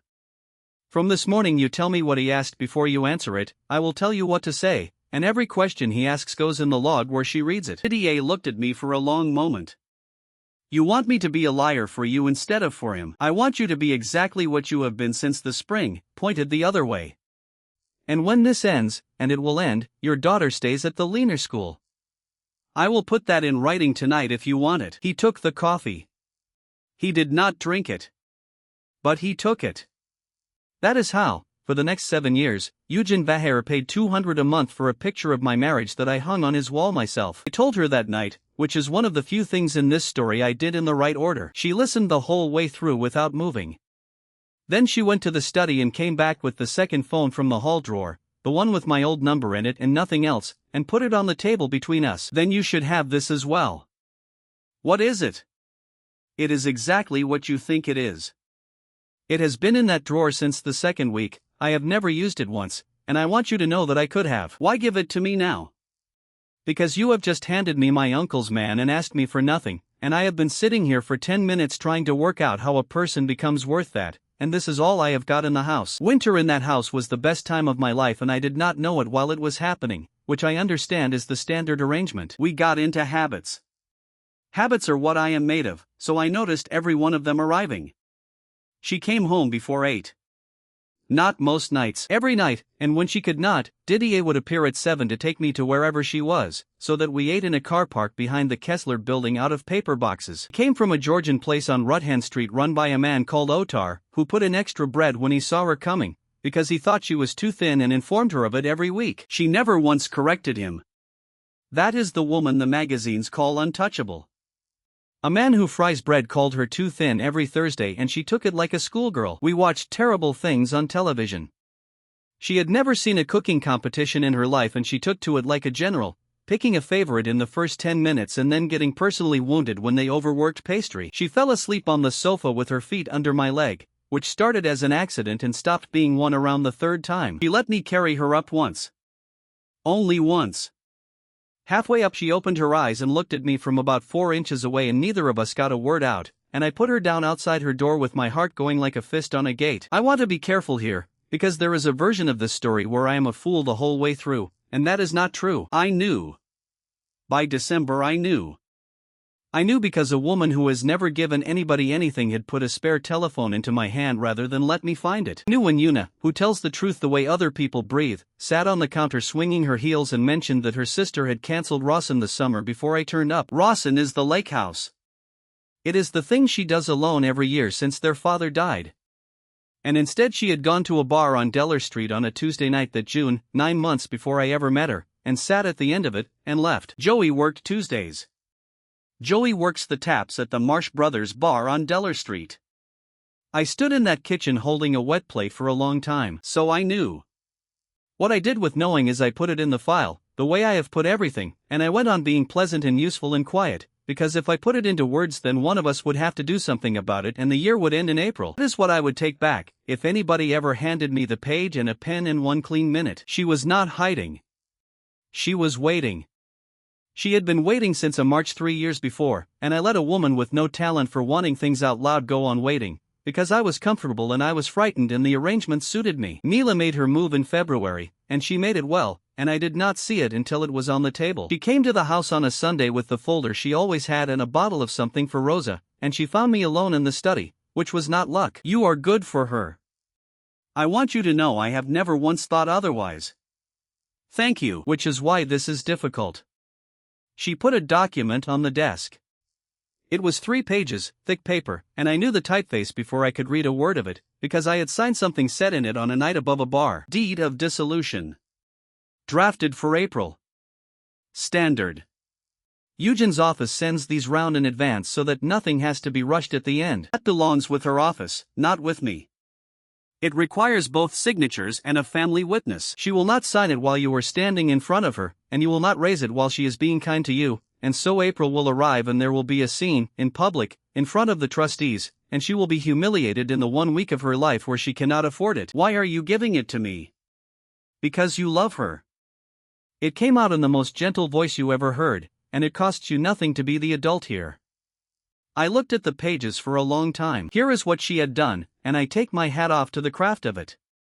She had not put it as leaving. She had put it as being kind.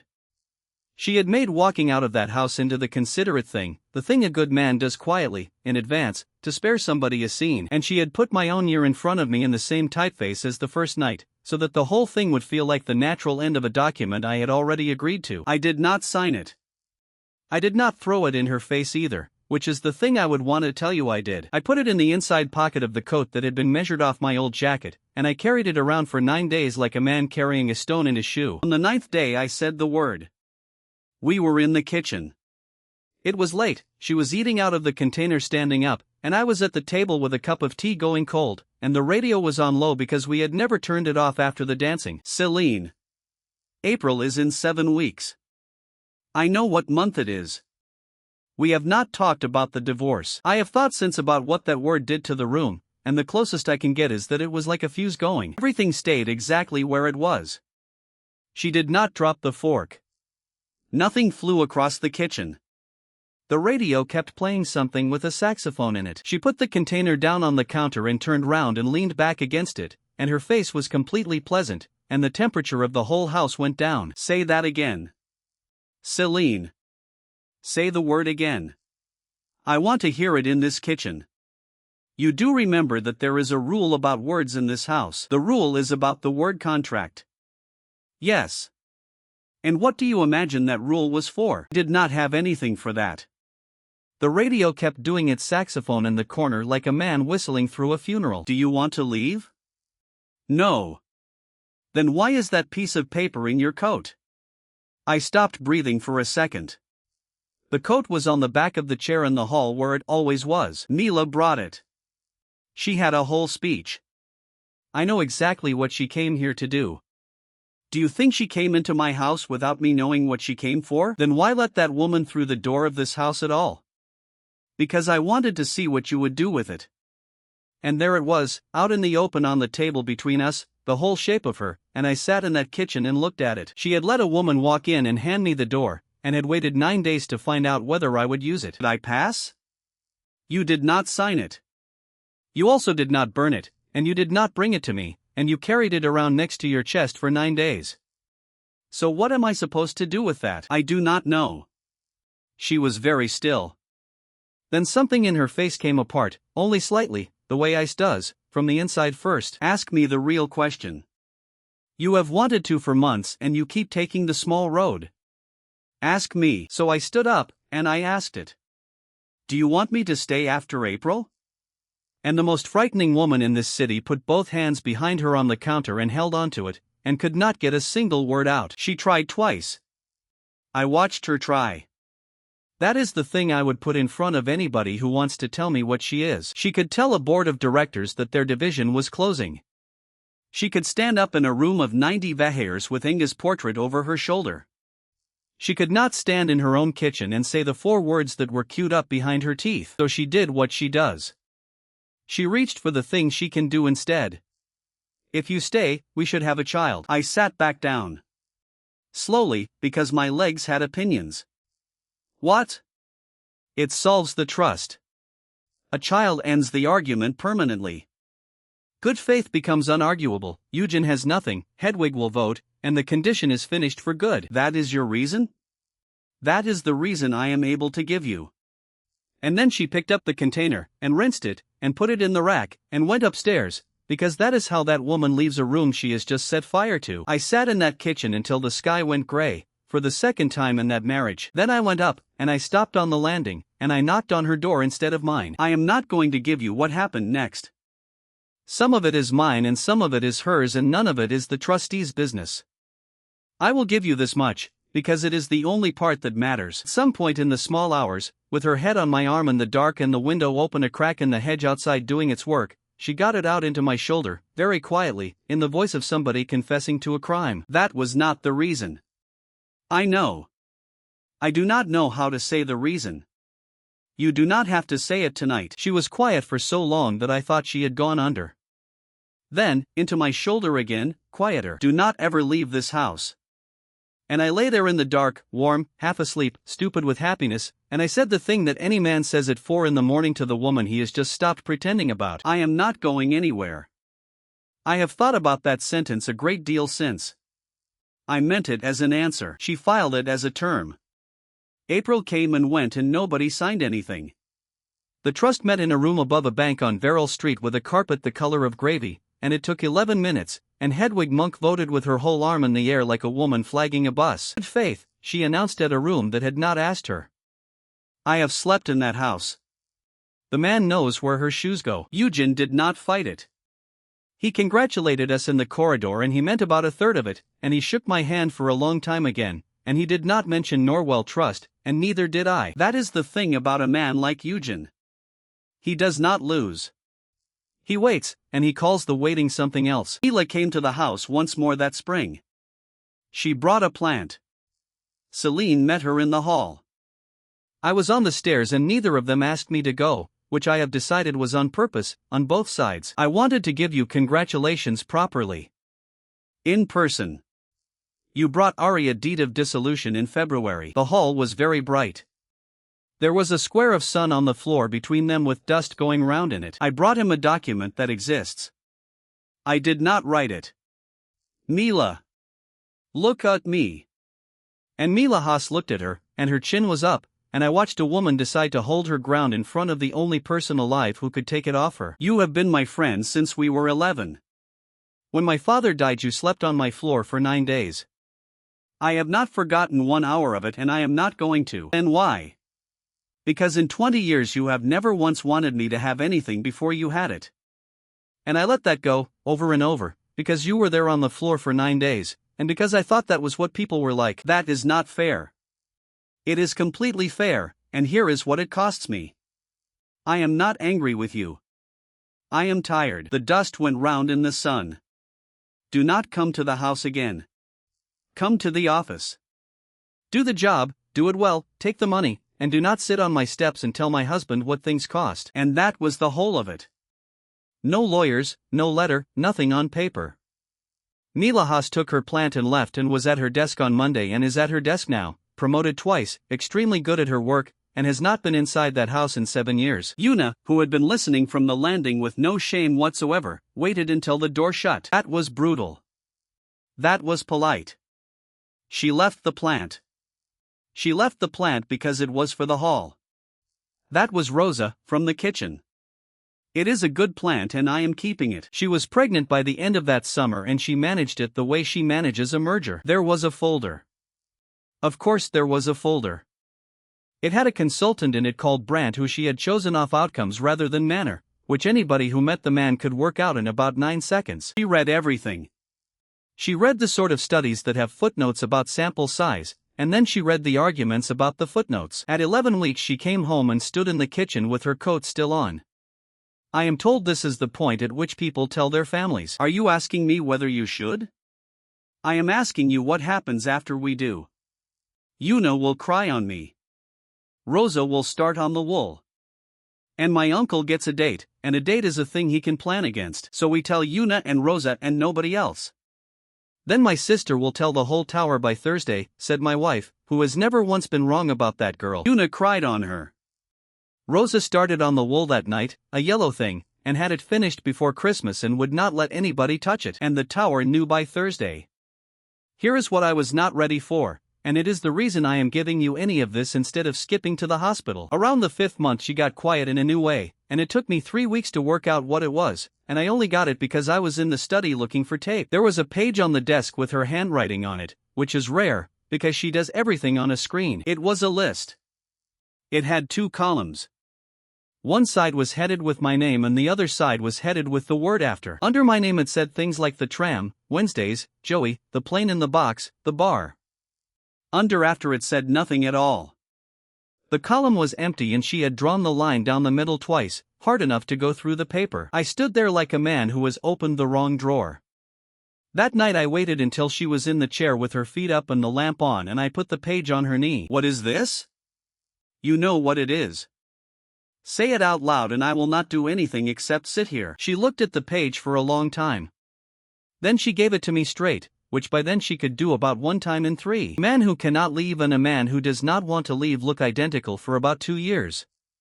After that they stop looking identical, and I have not been able to work out which one I have, and once there is a child in this house I will never be able to test it, because you are not the sort of man who walks away from a child. So the baby takes the question off the table. It takes it off the table forever, said my wife, and I do not know how to live with a question I cannot open. I want to be fair to her here, because that is the most honest thing anybody in this story ever produced, and it was not comfortable to be on the other end of. So I gave her the only thing I had in that house that was worth anything to her, which was permission to ask the question while it could still be answered. Ask me now, then. Before he is born. While it is still a question you can open. She put her hand flat on the arm of the chair. Ari, are you here because you cannot leave? No. Say the rest of it. I am here because Otar puts extra bread in for you and you have never once corrected him, and because you went 18 minutes across a city for a woman who cannot say your name, and because I have not slept properly since I was 19 and I sleep in this house. She did not cry. She sat there with the lamp on the side of her face and she folded that page in half and then in half again. Then keep the page. Why? Because you are going to want it one day, and I would rather you had it out of my own hand than found it. I still have it. It is in the drawer in the study with the contract, and the fold marks have gone soft, and I have never once needed it and I have never once thrown it out. Eva was born the next February in a hospital on Fenwick Road with a car park that floods. I want to tell you about the 11 hours before, because it is the only time in my life I have seen that woman frightened in a way she could not put a coat over. She did not want anybody in the room. Not Rosa, not Yuna, not the 2 consultants Eugen had helpfully recommended. Me and a midwife called Bridget Sarr who had done this 4,000 times and had a voice like a warm bath. At about 4 in the morning, between things, she got hold of my collar and pulled me down and put her forehead against mine. If something happens. Nothing is happening. If something happens, you do not go back to that bar. You stay in this house. Say it. Is that really the thing you want to be doing right now? Say it. I am staying in the house. And she let go of my collar and got on with it, and 40 minutes later there was a person in the room who had not been in the room before, and my wife looked at him with an expression I had never seen on her and have seen 1,000 times since. It was not softness. I want to be exact, because people always guess softness. She looked at our son the way a woman looks at a door she has just bolted. They came 2 years after that, in the spring, fast and loud and 11 days early, in the back of the car on Kessler Street with Didier driving and Rosa shouting at him in the language I never learned. May has her mother's jaw. Inga's jaw, off that portrait.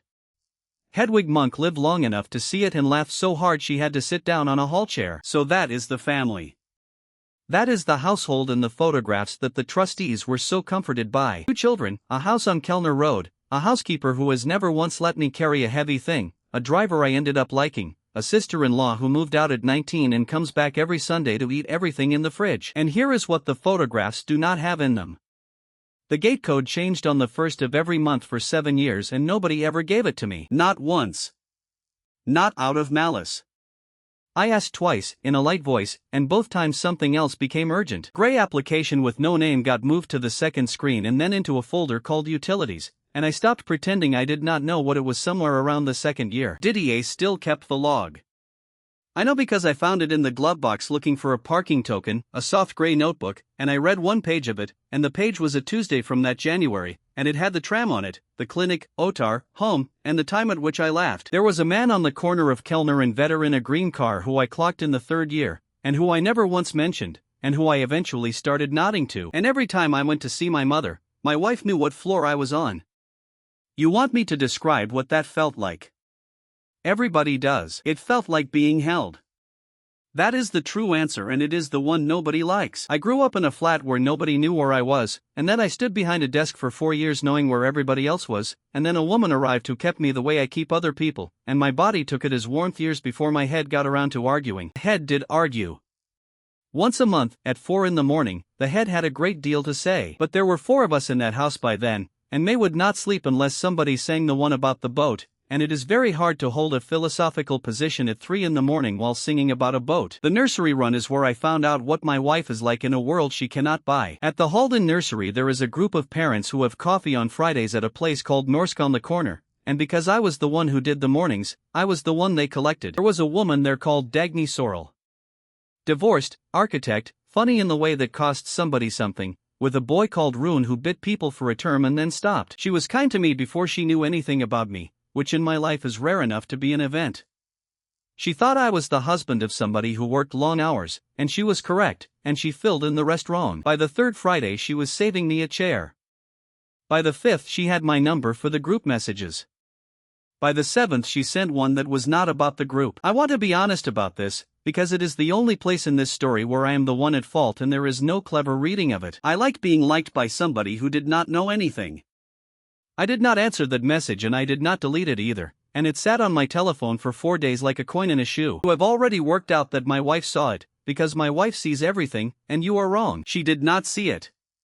She heard about the coffees from Rosa, who heard it from the Ferrero girl, and what my wife did with that was nothing, for 9 weeks. 9 weeks. She came home before 8. She let me go on about Norsk and about Rune biting people. She raised Dagny by name, twice, pleasantly, and I came back both times without a flicker, because there was nothing to hide, and because I am an idiot. Then it was the winter thing at the nursery, where the children stand in rows in paper hats and sing, and mine had a solo of 4 words which she delivered like a man reading a charge sheet. Selene came. She had moved a board meeting, which she had never once done for me and did for him. Afterwards there is squash and plastic cups and everybody stands about. And Dagny came over, because she is a good person and she wanted to meet the famous absent wife, and she put out her hand. Dagny Sorrell. You must be Ari's wife. He talks about you constantly, and none of it is true, because nobody is that impressive. And my wife took her hand and held it, and smiled, and produced the worst sentence I have ever heard in a room full of paper hats. Selene. Yes. Thank you for looking after him on Fridays. He is very easy to be kind to, and I am away a great deal, and I do notice. That is all. That is the entire attack.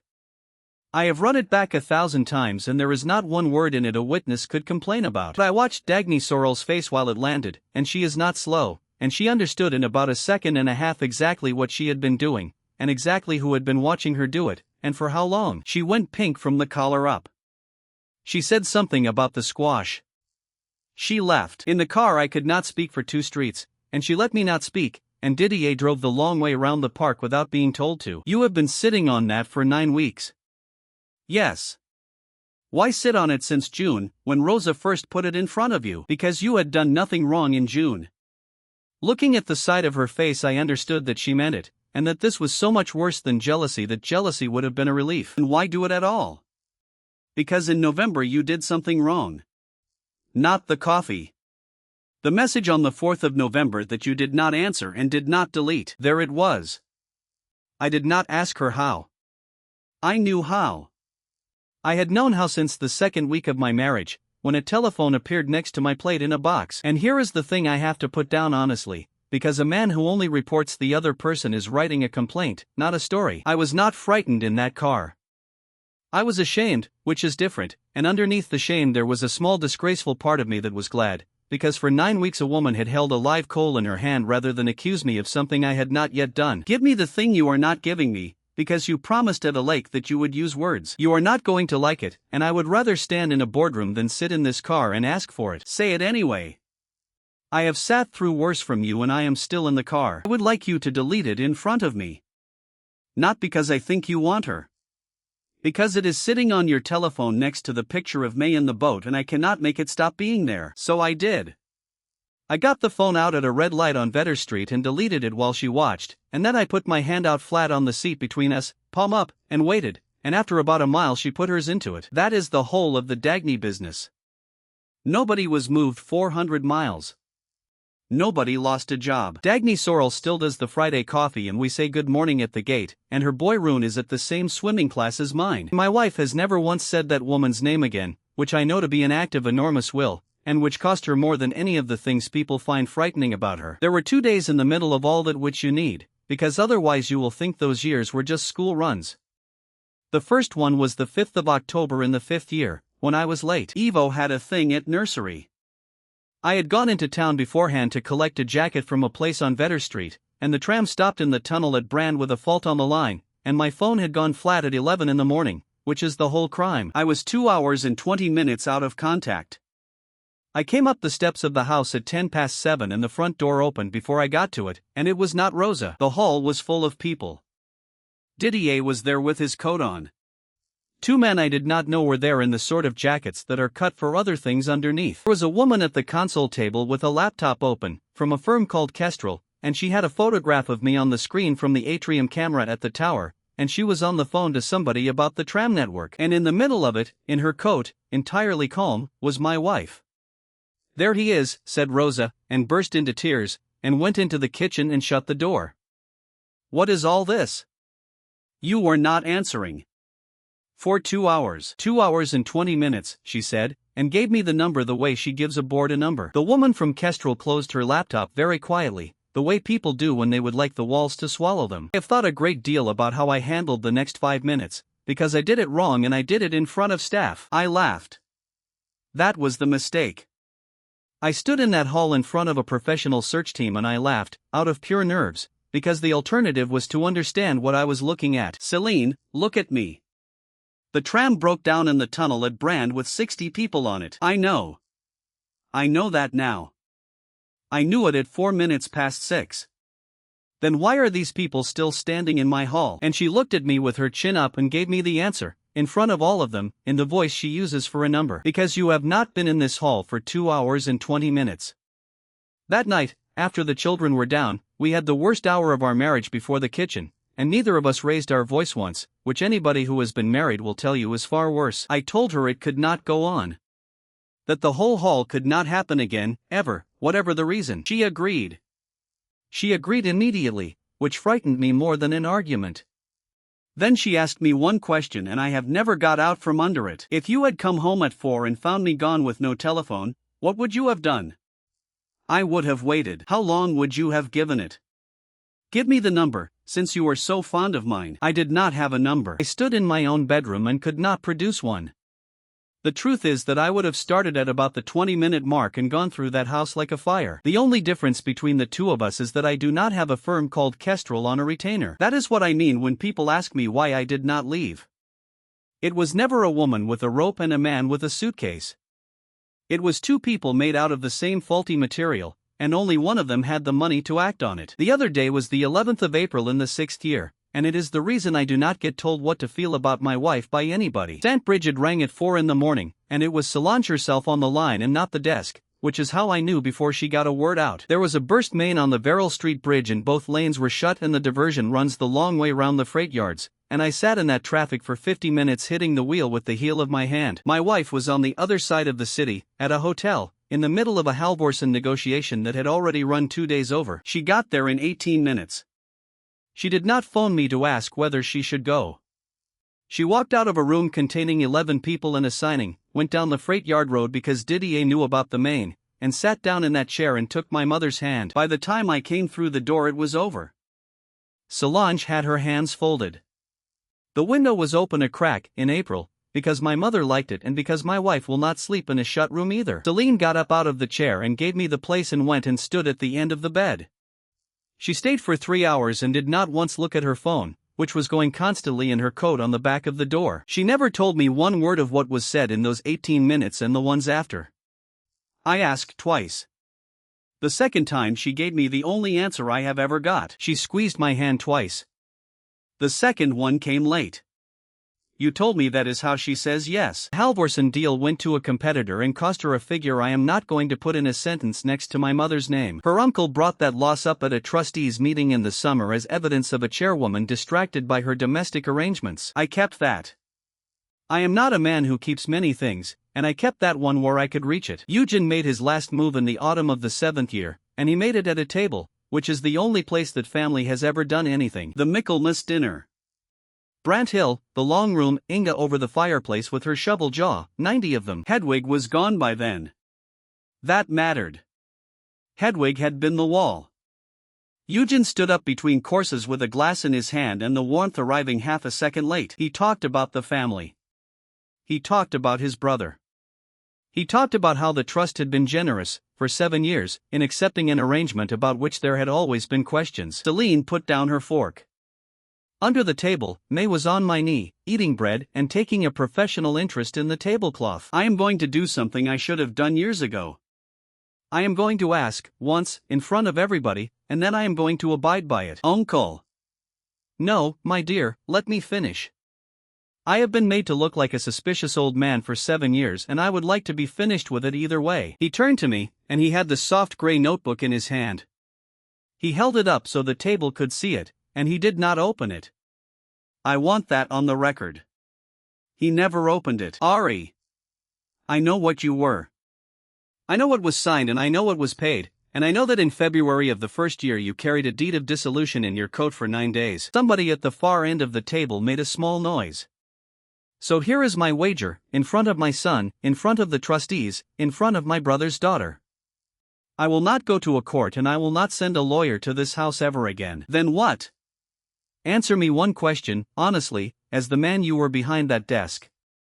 Was this marriage a transaction? And the long room on Brant Hill went so quiet that you could hear the boy at the sideboard put down a tray. If you say yes, then the trustees will act, and I will have my brother's chair, and you will have your mother in the best room in this country for the rest of her life.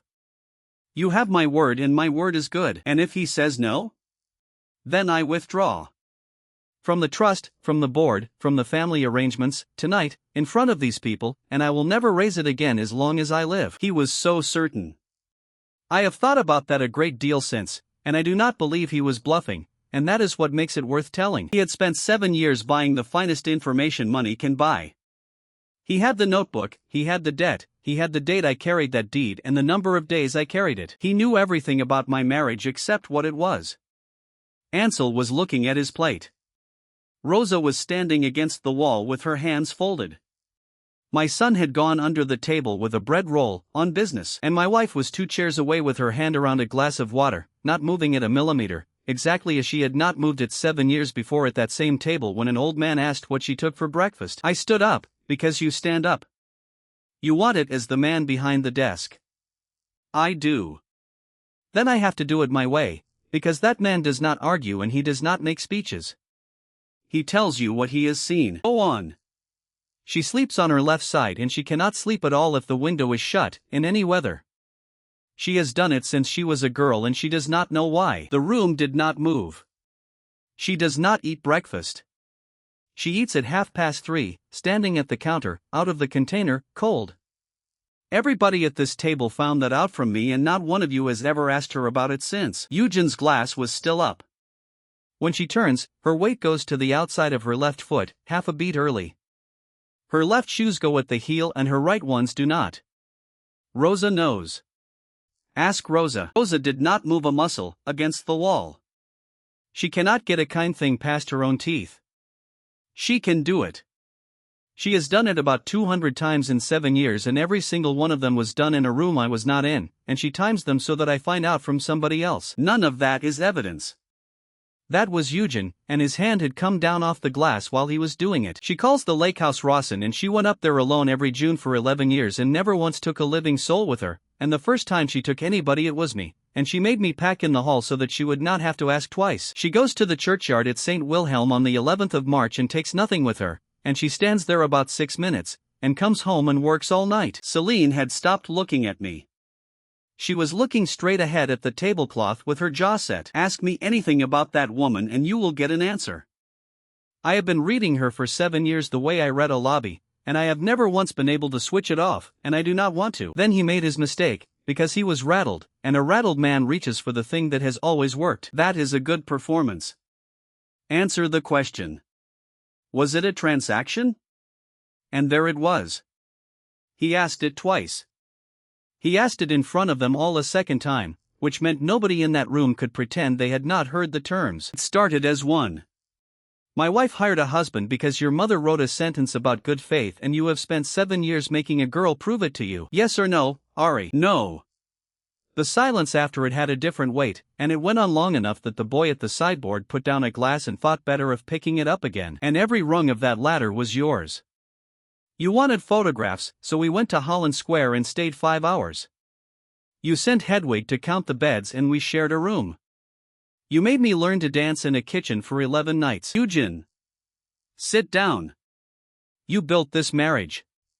You did it a piece at a time, out of suspicion, and you did it thoroughly, because you are a thorough man. If you want to know who made it real, look in that notebook. It is all in your handwriting. Then it was Ansel, of all the people in that room, who finished it, and he did it without lifting his head from his plate. Dad. You gave your word in front of everybody. Selene Vaher stood at the head of his mother's table with a notebook in one hand and a glass in the other, and he looked around the long room, and he counted what he had. He is not a fool. He had counted it before he stood up. He had just counted the wrong thing. He put the glass down. He got out something short and formal about withdrawing from the trust, in a voice that had nothing left in it, and he walked the length of that room and out, and no document was produced by anybody, and nobody wrote a single word down. Ansel followed his father into the hall.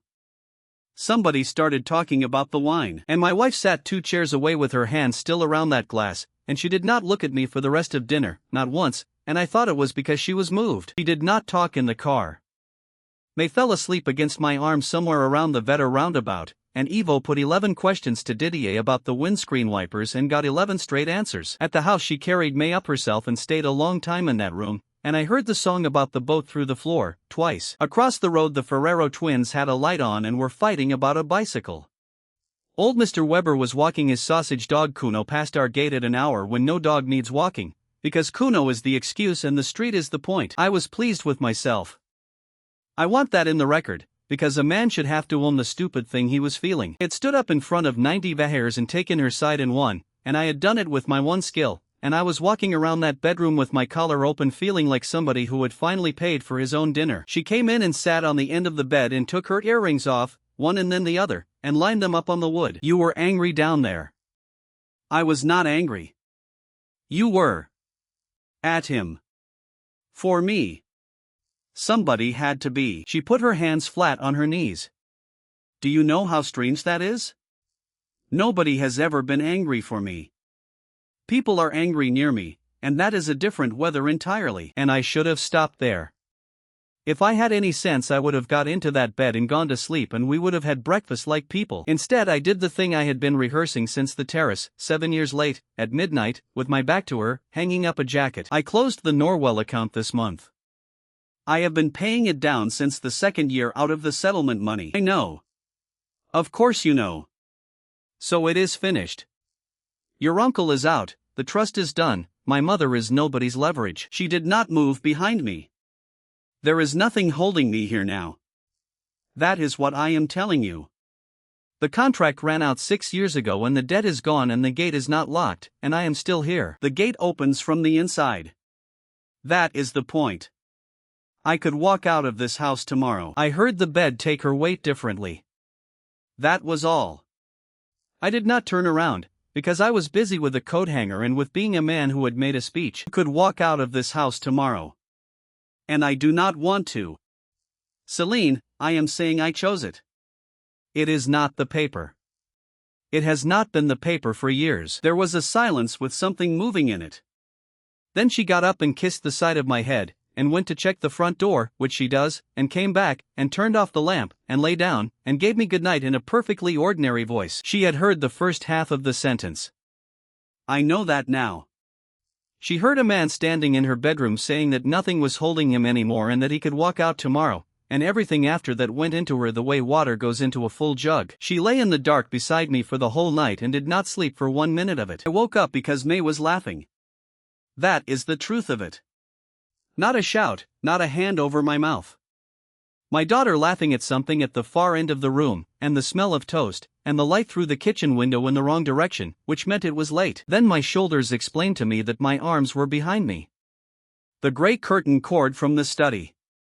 Wrists behind the chair back, ankles wrapped, the loose ends folded under so the knots would not scratch. I have thought about the fact that she took the time to fold them under. I think about it more than any other detail of that morning. Evo was eating toast with the crusts off. May had her legs going under her chair, and the book about the badger propped against the milk, and she looked up at me and went back to it. There was a lunchbox on the counter with a sticker of a shark on it. There was a note from the school about a trip to the Ostend Aquarium that needed a signature by Friday. Whose signature? Mine. It has always been mine, because hers frightens people at a school gate. Nobody was upset. That is what climbed into my chest. My wife was at the stove in the apron with the burn on the hem, and she was making eggs the way I like them, soft in the middle, salt at the end and not before. Morning. Good morning. Could you untie me? The pan hissed. She turned the eggs once, patient, the way you turn eggs when there is no hurry anywhere in the world. You were talking about the divorce in your sleep again, darling. Kindly. The way you would mention jam on a man's collar. Mama. Evo had his mouth full. Why is Papa tied up? She came over with the pan and put the eggs in front of me, and the plate touched the table without a sound, because she has never once put a plate down hard in her life. The radio was on low, tuned to Radio Burn, which nobody in this house listens to, which meant she had put it on at some point in the night for the company of a voice. Then she crouched down beside my chair so she was lower than me, one hand on my knee, and she turned her face up and I saw her eyes. The whites had gone. Not pink. Red, all through, in both, the way they go when a person has been awake and crying without any noise for 11 hours and something small has given out behind them. Everything else about her was exactly as usual. Hair tied. Apron. Calm. Papa got a bit muddled last night. That was to our son. He got it into his head that he wants to leave us. Evo thought about that with his toast. Why? That is what I would like to know. Then she leaned in, close enough that I could feel her breath on my jaw, and she put the question to me in the gentlest voice in the world, in front of both our children. But Papa is not going anywhere. Is he? Here is where you expect me to be brave, or to scream, or to go out and not behind my back. I did none of those. I did the only thing I have ever been good at, which is to look at a person very carefully and describe what is in front of me. Her hands were shaking. Not much. The one on my knee was steady because she was pressing, and the other one, hanging by her side, had a tremor in it that went all the way up. There was a cut on her thumb with dried blood, from the cord, from doing it in the dark without turning the light on. And she had made a breakfast for 4 people at the wrong end of the morning, and she had cut the crusts off, and she had let them come down, and every single thing in that kitchen was for us. Every one of those things was the work of a woman who had run out of ways to ask for something, and had found one that could not be refused. Nell. The pan was still on the heat behind her. Something in her face came off, the whole of it, in one go. She let out a sound I am not going to describe. Evo, who is his mother's son, put down his toast and watched. Nobody has. Nobody has since I was 9. I know. Rosa let it out in the pantry the 3rd week I was in this house. There were no pears. You have had it for 7 years? I have had it for 7 years. I have had it in the room with the tools, and I have had it on the tram, and I have had it every time you came home at 8 when you did not have to. Why did you never? Because it was yours. You did not hand it to me, so I kept it. That is the whole of what I am, and you knew that when you came into a bar on Deller Street and hired me for it. She had her forehead against my knee by then. May had got down off her chair and come round and was patting her mother's back with the flat of her hand, the way you pat a dog, entirely unbothered. Because at that age you do not know what a mother is supposed to be like. Untie my right hand. She did not move. The cut on her thumb had opened again where she was gripping my knee. Nell. My right hand. I am not going anywhere, and you can keep hold of the other one for as long as you need to, and I will sit here while you do it. She reached up and pulled the knot, and my arm came free, and I did not go for the door and I did not go for the phone. I put my hand on the back of her neck, which is what I would have done at any point in the 7 years before that if she had ever let herself be still long enough. Then I told her the terms. That is the word she understands, so that is the word I used. I want the gate code. She lifted her head. Of everything I could have come out with, that was not on her list. What? 7 years. Every month it changes and nobody has ever given it to me. I have been let in and out of this house 900 times like a man delivering something. Ari. I am not asking to be able to get out. The gate opens from inside, I have known that since the first week. I am asking to be able to come back in without anybody deciding. She sat down on the kitchen floor properly then, in the apron, with her back against the cupboard, and put her hands over her face. Then it came through her fingers, flat and fast, the way she gives a number to a board. It is the 11th of June. I did not understand for a second. Then I did. June. 9 months before she walked into that bar with an offer and a courier in 4 pages of paper. 2 years and more after Ansel had gone whining to her about a man on a desk. Night a woman who does not drink sat at the end of a bar on a Tuesday, in a city with 1,100 bars in it, and stayed until closing, and left without speaking to the barman. That is the code. It has been the code every month for 7 years. Rosa sets it. Rosa does not know what it is. You went to that bar. Yuna told you. Yuna tells everyone everything. Why did you not talk to me? Because you were laughing with your friend and I could not think of a single reason for a woman like me to be standing in front of you. My wife, on the floor of her own kitchen, with our daughter's hand on her shoulder. So I sat and waited until it was reasonable. And it was never going to be reasonable. So in the end I bought one. Ivo, who had finished his toast, went off to find his shoes, because he was 5 and there was a limit. I got my other hand loose myself, which took a while, and she did not help and she did not stop me. Then I got down on that floor with her and we sat against the cupboards with the eggs going cold on the table. Not do this again. I will not. You will. Say the true one. She wiped her face with the back of her wrist, the one with the cut on the thumb. I will try. And when I cannot, I will come and stand in the doorway and let you see me doing it, and you will have to be the one who breaks it. Is that enough? For me it is enough. For our son, who is going to remember this kitchen when he is 40, it is nowhere near enough, and you and I are talking to him tonight, both of us, without an apron and without a pan. She looked at me with her ruined red eyes. You are angry. I am furious. I am going to be furious for a long time. I am also not leaving, and both of those are true at the same time, and you are going to have to learn to live in a house where a man is angry and stays. That is not a thing I know how to do. Then that is the thing we are doing this year, and next year, and every year after that, and you can put it in a drawer with the rest of the paperwork. Then Rosa came in from the garden with a basket of the hard little pears nobody in this house eats, and stopped in the doorway, and looked at the cord on the floor, and looked at her girl on the tiles, and put the basket down and went out again, and did not come back for an hour. You know what she did with that hour? She telephoned my mother's ward and asked Solange to hold the Wednesday visit for a week. That woman has been managing this family since before either of us was born. We were late for everything that day. May went off to nursery with her Badger book under her arm, entirely unbothered, and has never once mentioned that morning since. Ivo informed his teacher that his father had been tied to a chair, and she raised it with us at the gate, mortified, expecting a correction, and we did not correct her, because I had promised him that morning that nobody in this family was going to pretend it did not happen. The eggs went in the bin. She made new ones at noon and we ate them standing up, both of us, at the counter, which I would like on the record as the single most married thing that has ever happened in that kitchen. We did talk to Ivo that night, both of us, at the kitchen table with the pan put away and the lights all on. He wanted to know whether people usually tie each other up, and whether we were still married, and whether he could have the cord. He got a no, a yes and a no. He took it well. Children take almost anything well if you answer the actual question they asked. The picture of Bruno is still on the fridge. Nobody ever found that cat.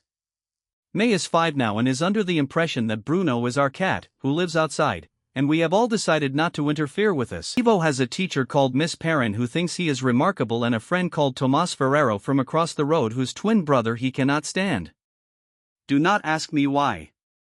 Nobody has ever got a straight reason out of either of them. May goes to the Halden nursery, where she has informed the staff that her mother owns the building, which is true, and has been asked not to mention it, which is fair. Solange retired from St. Brigid the year after my mother died and sends the children a card at Easter with a robin on it, the same card, every year, and May has started a collection. Otar closed the Georgian place on Rutland Street and opened a bigger one on Kessler with his nephew Zurab, and he still puts in extra bread. And he still tells my wife she is too thin, and she still takes it. Didier still drives, badly, and refuses to be replaced. His daughter finished at the Leaner School and is training as a radiographer, and the letter I wrote him that morning in the garage is in a frame in his hall, which I find excruciating and have decided to live with. Rosa retired and then unretired within 9 days and now lives in the room at the back and complains about the noise she chose. Una is at the tower doing something with the Halvorsen office and speaks to Bettina Rue most days. And if there is a God, she has never worked out why. Joey sold his half of the Marsh Brothers bar and runs a place near the Halvorsen station now with his wife Ines, and he still tells the story wrong at every birthday, and I have stopped correcting him. Tess Owen married a man called Dominic who fixes church organs, and sent us a card when May was born, and I think about how close I came to giving her 4 more digits in a bakery. Laurent Paquette is on 3 boards and has a very good tailor and still counts. Krista Dahl, who was the only one of that whole circle who ever sent Celine a birthday message before noon, is godmother to both of ours. Hedwig Monk died at 96, at the table, mid-sentence, having just told a bishop he was wrong about something. Celine did not cry at the funeral. She cried in the car on the Verrill Street Bridge, in the same spot as the burst main, and would not have the radio off. Eugen sends the children books at Christmas. Good ones. He chooses them himself and there is never a note.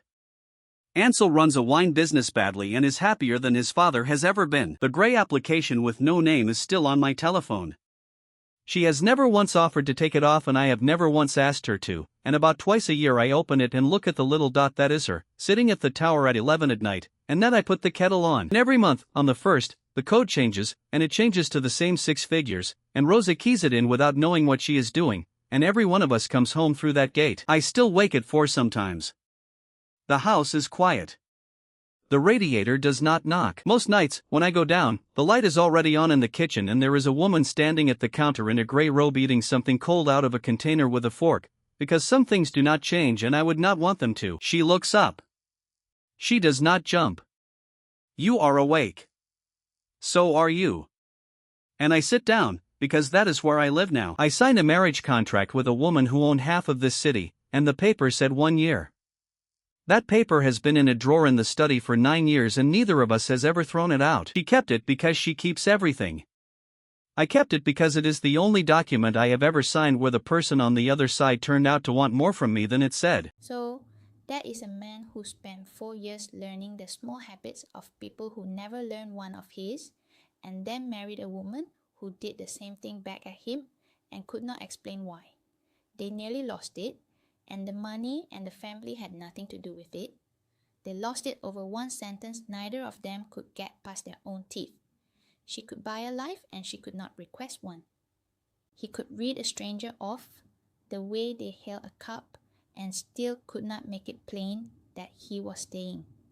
Most of us know somebody we have decided is cold when what they are is out of practice. So it is worth asking who has been waiting for you to go first.